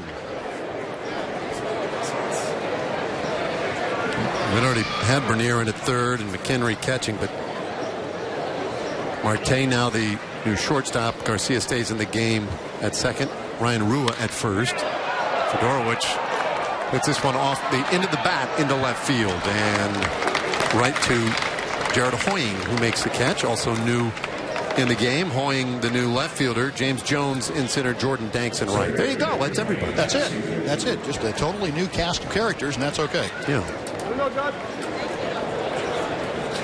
4 up, 4 down for that guy. Matt Bush. You've got to wonder what's going through his mind right about now, or was when he first took the mound out there. He probably had to pinch himself. You know, after all I've been through here, I am at 30 years of age, and getting an opportunity, even though it's spring training, to pitch against big league hitters. That's got to be, well, that's one of those gut-wrenching things for people who are watching him. A pride. Happy for him. Hollywood script. Couldn't write it any better. He's going back-to-back breaking balls here on Matt Caesar. And jumped ahead 0-2. It's after a steady diet of heat last inning, and now he comes back with that 96-mile-per-hour fastball. All right. Caesar 0 for 2 today. He missed a lot of time with a strained oblique.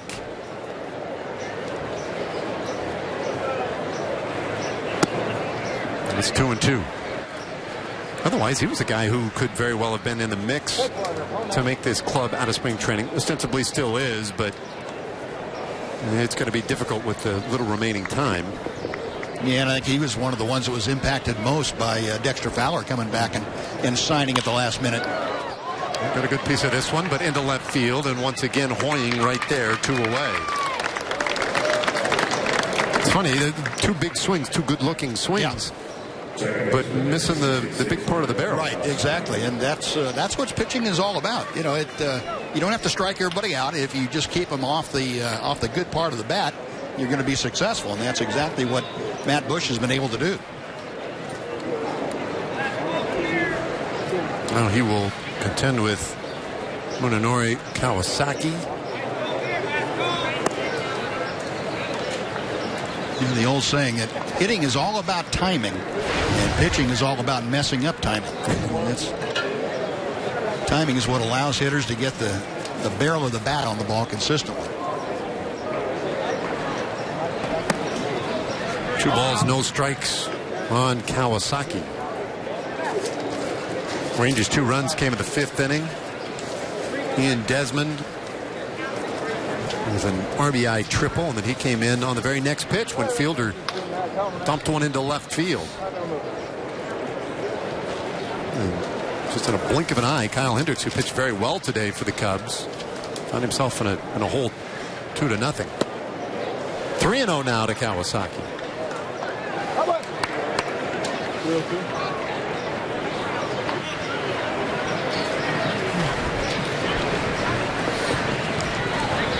Bush from San Diego, 30 years old and making that transition, organizations, positions, and of course a big life change as he loses Kawasaki and will contend with his first base runner. And his new catcher, Michael McHenry, going out there saving calm Matt Bush down just a little bit. And you know, so often you see this, Dave, where a guy making his first outing in a while, and this time a first outing ever at the major league level, that adrenaline kind of runs its course after 5 or 6 hitters, and all of a sudden you run into a little rough spot and can't make the adjustment right away. That's where having a veteran catcher like Michael McHenry come out and talk to you, know the right things to say to get you back into the aggressive strike throwing mode. Interesting. Starts Vossler with a breaking ball. We've seen that a little more this inning. Does it again and jumps ahead 0-2. So he's got command of that breaker in addition to the excellent velocity of the fastball. And a guy like McHenry back there, that's how you handle pitchers. If guys having trouble controlling the fastball, a lot of times they'll go to the breaking ball, make him throw that, and sometimes he'll get some mechanics back that were a little bit out of whack on the fastball. That's good, corner. Trying to come back with a heater that time. Missed low. First time today from the stretch in the 1-2. Got him on the breaking ball. Second strikeout for Matt Bush, who offers 2 scoreless innings in relief today. Tip of the cap to that young man as we stand and stretch. Rangers lead by 2.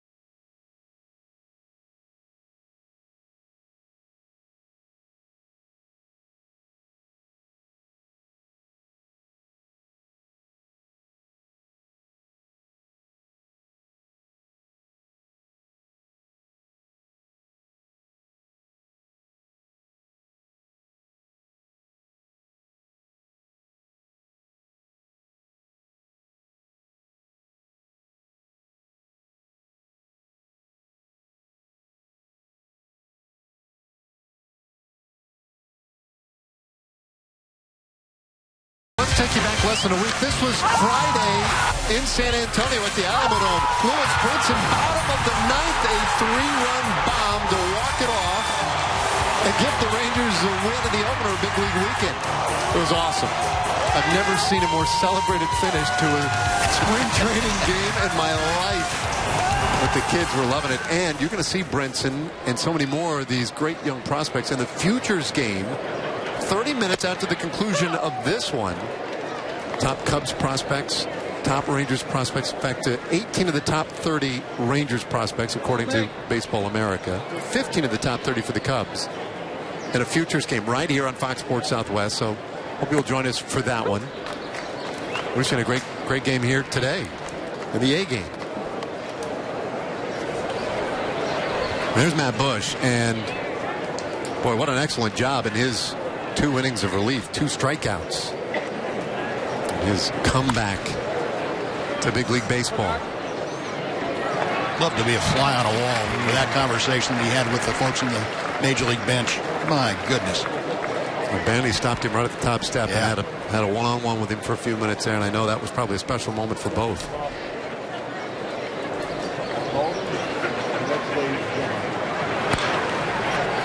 Meanwhile, McHenry doing battle this inning there. Yeah, this was the end of the inning. Look at these two. And Jeff Bannister making sure, I think, that Matt Bush really savors the moment and understands the gravity of what he had just accomplished. Jeff very, very cognizant of that, that we tend to overlook things or not give them enough credence in our lives. And Jeff wanted to make sure that, hey, Matt Bush, you did something that really shows people what you are all about. Remember that. Don't forget that, because that's a feeling you can build on. That self-esteem is being built by doing that. Strikeout of McHenry begins the bottom of the 7th inning. He's very good, Banny, about just kind of being in the moment. Yep. We see it, national anthems, right? I mean, if there's something about that anthem, he'll take that moment right then and there, go over and have a word with that person. Yep. And the moments are many and varied, but he's aware, he's alert, and he doesn't let those moments pass, which is pretty special. And I think that's one of the reasons why he was so successful. And obviously, American League Manager of the Year. Right. Last year, did a heck of a job with his club last season. This ball smacked into right field, and a sinking liner caught by Soler out there for out number 2. A difficult play. I think if we had replay in effect, you might see a little challenge on that one. Soler caught that with the palm of his glove down. Well, he kind of smacks at it. Normally you try to get the glove under it, but he made a good catch. Yep, he did. Yep. It just looked awkward. It sure did. But it worked. 2 gone.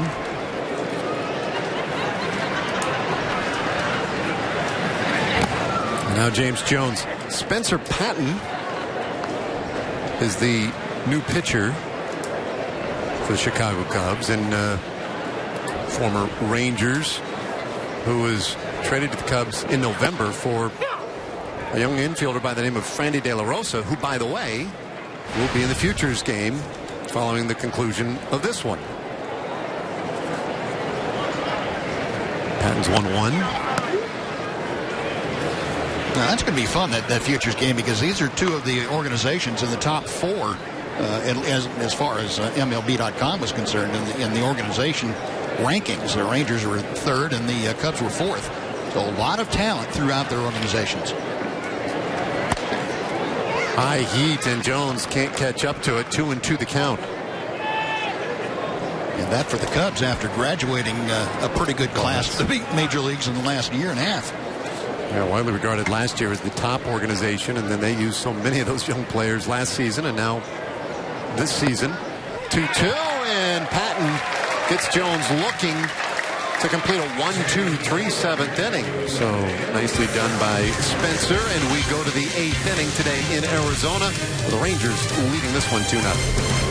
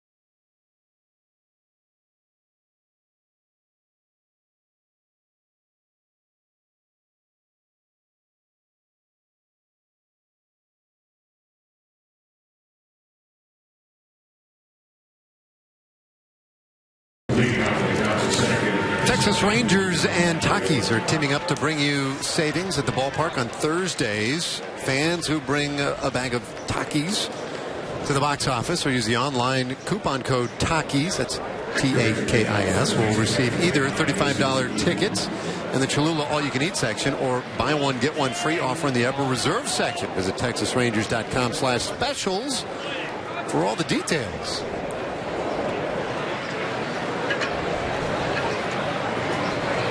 I'm just kind of learning about these Takis. My kids love them.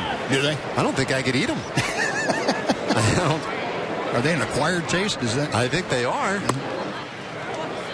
I'd have to do it on a dare.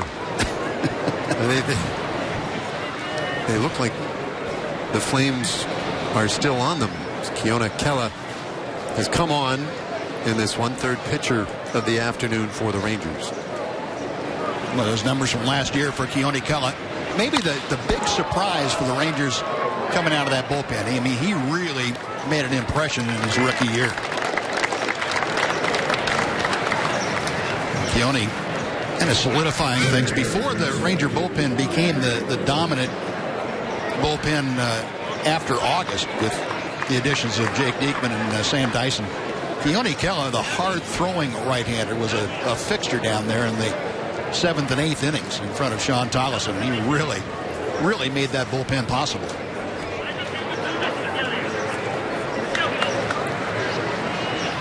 Guzman to fly out to start the inning. Dronelli with the bunt right back to the mound, and Kela takes care of it easily. 2 quick outs in the 8th.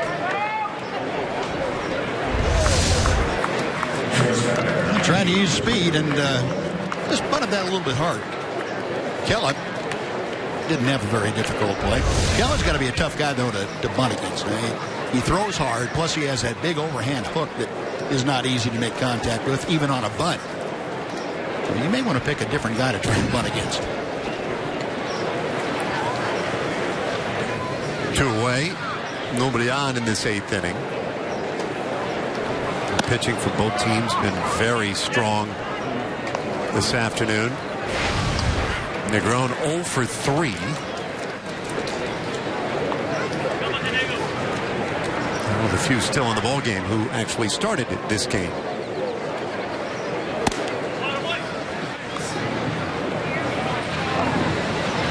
You know, one thing I've never been able to figure out, Buzz, is guys who throw hard or guys who don't necessarily throw hard, but there are some individuals where it seems like that ball just gets to the plate a whole lot quicker than, let's say, the velocity reads. Right. Yeah, that deception or the ball jumps on you, that short arm motion we talked about, that's one kind of pitcher that's really tough to pick up. But guys that don't see the ball before it's coming out of the pitcher's hand tell you that's the toughest kind of guy to face, because you don't really have any gauge for the speed prior to the ball leaving his hand. You know, if a guy hides the ball well behind his body and gives you a little extra motion so you're distracted from watching the release point, those guys can, you know, throw at 92 and pitch like the 95 or 96. Strike 2 to Negron, who apparently would argue otherwise. He was on his way to first. Corey Blazer, our plate umpire today. I don't know that he'd be terribly offended by that maneuver necessarily on a day like today. Regular season, you certainly would want to be protecting the plate here. And a little tapper over to the right side. Tough play. The underhand flip, though, to Kela is in time. Well executed. And it's a 1-2-3, top of the 8th. Rangers, a 2-0 lead.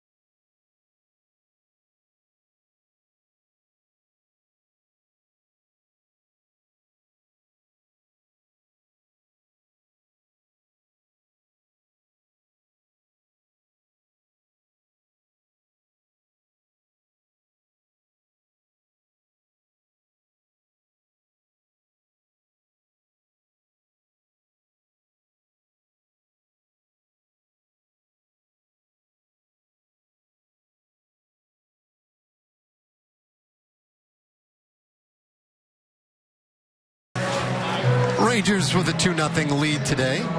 They've doubled up the Cubs in hits. This one today, though, really very little to do with the offensive production. This is all about the great pitching today. Derek Holland, 5 shutouts, struck out 7 today. In the start, Matt Bush dazzled us with 2 scoreless and a couple of Ks. Keone Kela with a perfect 8th inning. We're now the last of the 8th and the heart of the order coming up for the Rangers. Boy, as far as spring training games go, Buzz, you can't do a whole lot better than we've done so far today. Yeah, we're getting down now to the last 10 or 12 days of spring training, and this is more like a regular season game we're seeing today. The pitching is sharp. The defense has been good. Hits are tough to come by, and early going in the regular season, the same thing holds true, where pitching usually is a little bit ahead of hitting in the month of April. So here we go. First pitch swinging, and Rua drives this one out to right field and caught out there by Perez. Juan Perez, who's just come in to play right field. 1 away. He's a new right fielder. Cale Brockmeyer is the new catcher. And second base, Logan Watkins has taken over. Kawasaki's moved from second base to shortstop. And Adam Warren, there you see it, your new pitcher. Ranger fans familiar with Adam Warren from his time with the Yankees the last several years. Came up with the Yankees for the first time in 2012, and he's been kind of a swing guy. He's had some starts, had a lot of relief appearances, 69 of them in 2014, and the Yankees kind of used him as a jack of all trades. Yeah, one of the many moves the Cubs made in the offseason, and that were quite well received in Chicago. They're designing the ring and putting the parade, from what I understand. I mean, I think it's all done. Well, they addressed a couple of needs. First was the bullpen, and they've revamped that, if you will. Pedro Strop is still there, former Ranger, and still a very big part of it. Bernier bounces one past second base. Tough hop, tough play out there for Watkins.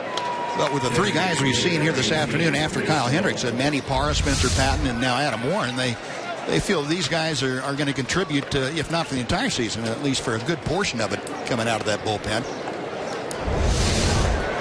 Doug Bernier able to reach on that hot smash to second base. That's going to be ruled an error, unfortunately. It's funny. I thought that one for sure would go as a hit. I think it came up a little bit on him, didn't it? Yeah. And as you pointed out, I mean, he hit it well. A lot of times you'll give that guy the benefit for that. Here's Moreland. He hits one hard, and this one into right field. That's a clean single. 2 men on in the 8th inning.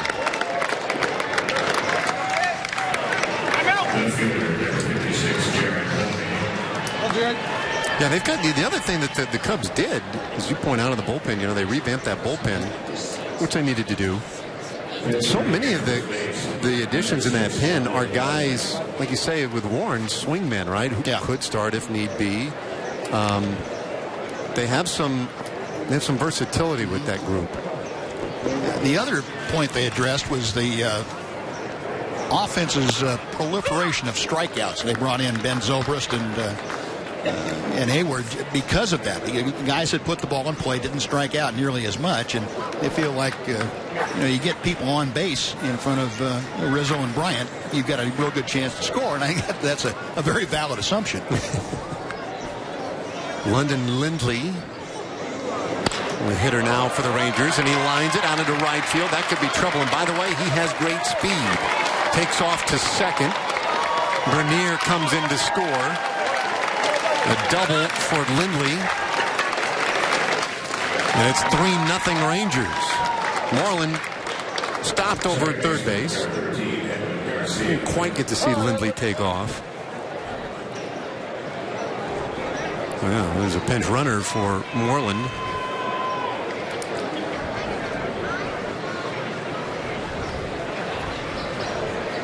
A well-struck ball there by Lindley.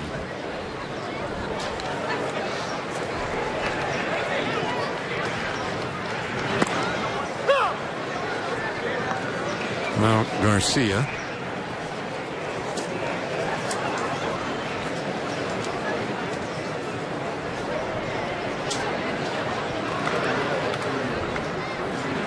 So his first at bat, he came in defensively. Let me take that back. That wasn't Lindley who doubled. Yeah, he's the pinch runner now at third. It was Jared Hoying who had the double.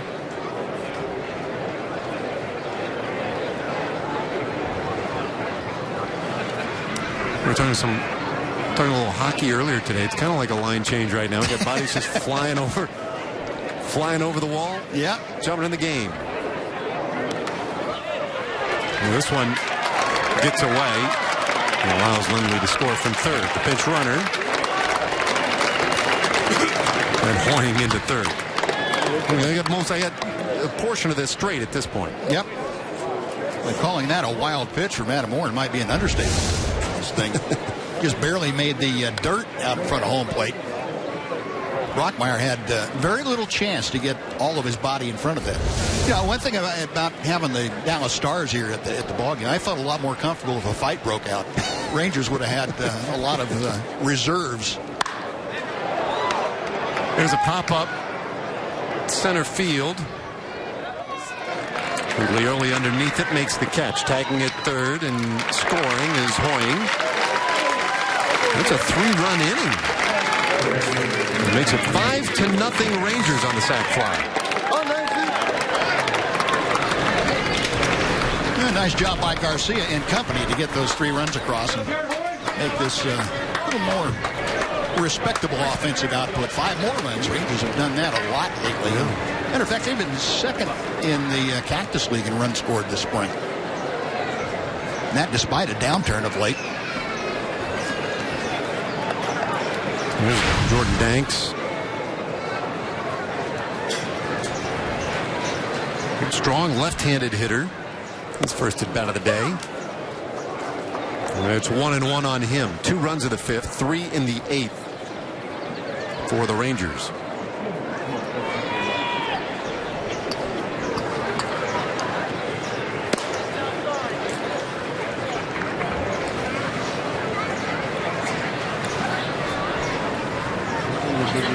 So Warren hurt by the error, but there have been some hard hit balls this inning. That's 3-1. Not a stub, or rather, Danks.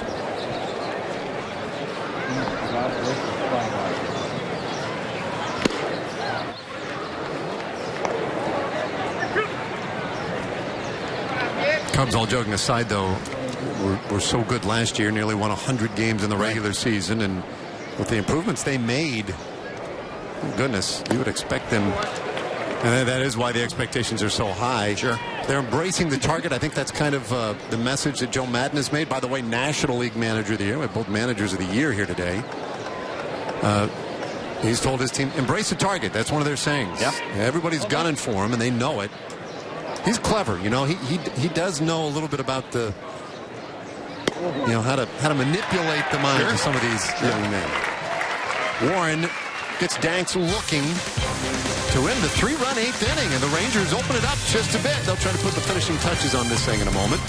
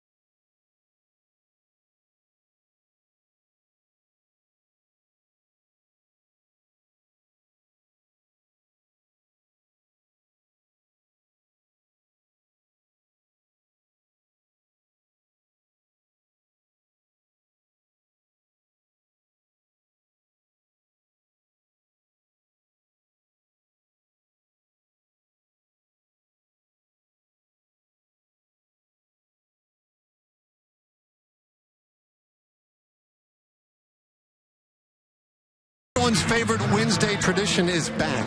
Wednesday, April 6th, the first Texas Chili Company $1 Hot Dog Day of the 2016 season.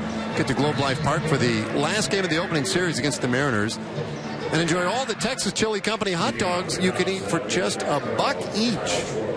Visit TexasRangers.com for tickets. That would be a lot of hot dogs. Yes. Now, I hope those folks realize that they got a second game for their price of admission today, and they're not headed to the exits.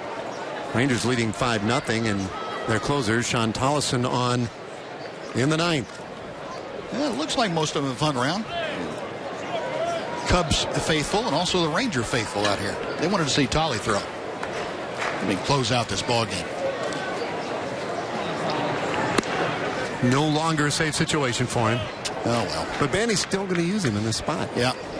Can you believe it? That's amazing. See, there you go. All the modern analytics. And they're just thrown out anymore. No worries about saves, spring training saves. Good heater, 1-1 on Kyle Schwarber.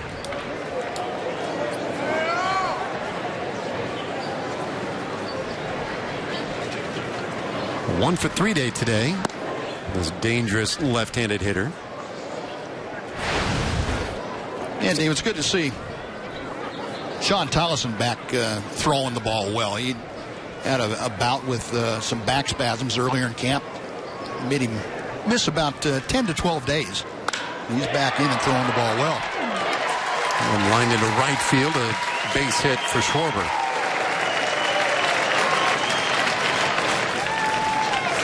Yeah, and really, stuff like that has sort of highlighted the injury report. Look at this shift they had here on Schwarber. Yeah, that's a slow pitch softball alignment. It almost worked. About 40 feet between the second baseman and the right fielder when that ball came down.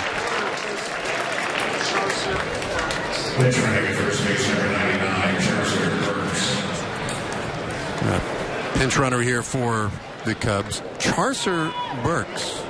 C-H-A-R-C-E-R. It's the first Charcer I've ever met. Officially. He's on to run for Schwarber. Pitch to Juan Perez, a little tight for a ball. And you know what?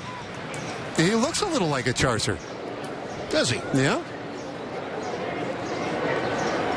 I'm not sure I've no, I don't been familiar with those before. Well, I'm relying on you.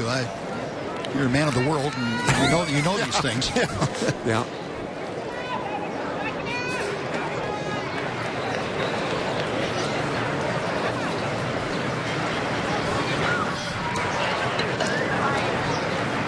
Perez batting for the first time today. Look out. That'll wake a guy up. 92 miles per hour. Went near the goatee.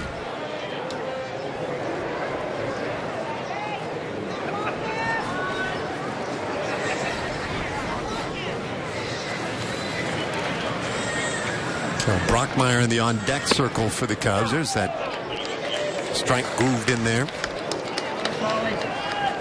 And Sean Tollison was remarking the other day, he had kind of a difficult out. He threw a lot of pitches and didn't get the outs he wanted. He said his body was kind of out of sync with his arm. And you can kind of see that a little bit here. Will pop up back into short right field. Tough play with the sun, but handled by Garcia. One away. Sean was lamenting the fact that he'd gotten out in front just a little bit, and that's a very typical problem that pitchers have when they're just getting into the routines and they're starting to throw more and more. The timing of when your body goes forward, where your arm is, when that body starts to go forward, you like to have them in sync, and sometimes that's the last thing to come as far as your mechanics are concerned.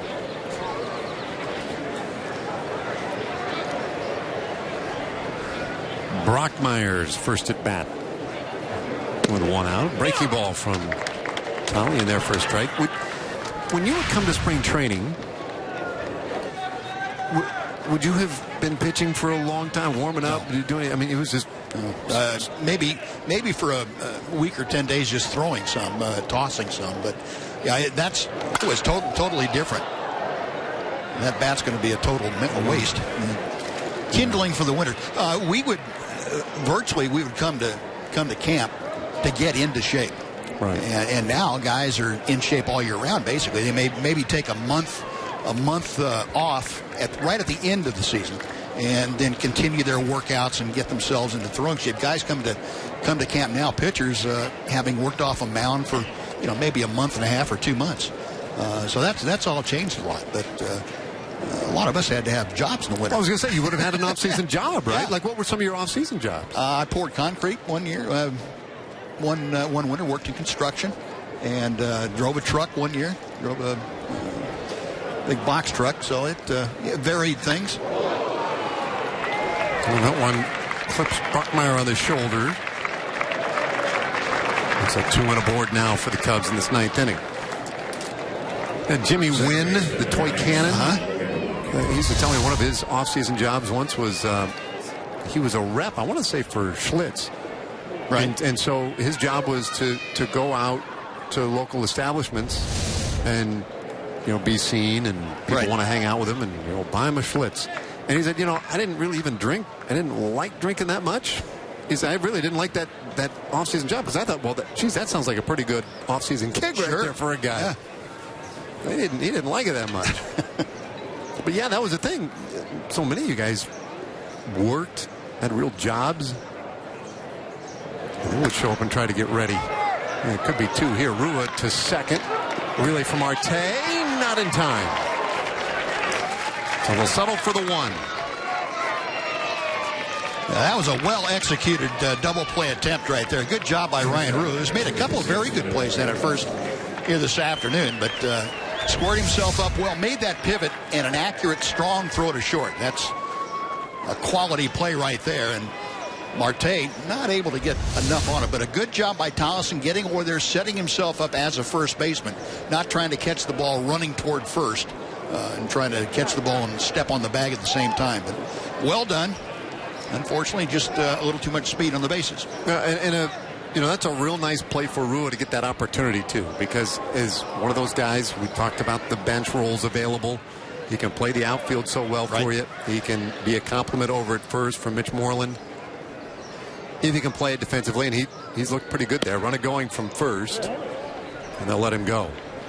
Yeah, and throughout his minor league career, Ryan Rua played all the infield positions, up the middle also, and boy, that makes him a valuable possibility for the Rangers. And the way he's hit down here in spring training, tough not to keep your eyes open on him. Yeah, well, made the team last year because of his bat. Just got injured right away. Bouncer second, should end it. Garcia makes the play and preserves the shutout victory today for the Rangers. 5-0 win over the Cubs. And a game that featured all kinds of very good pitching. We'll be back to put a wrap on this thing in just a moment.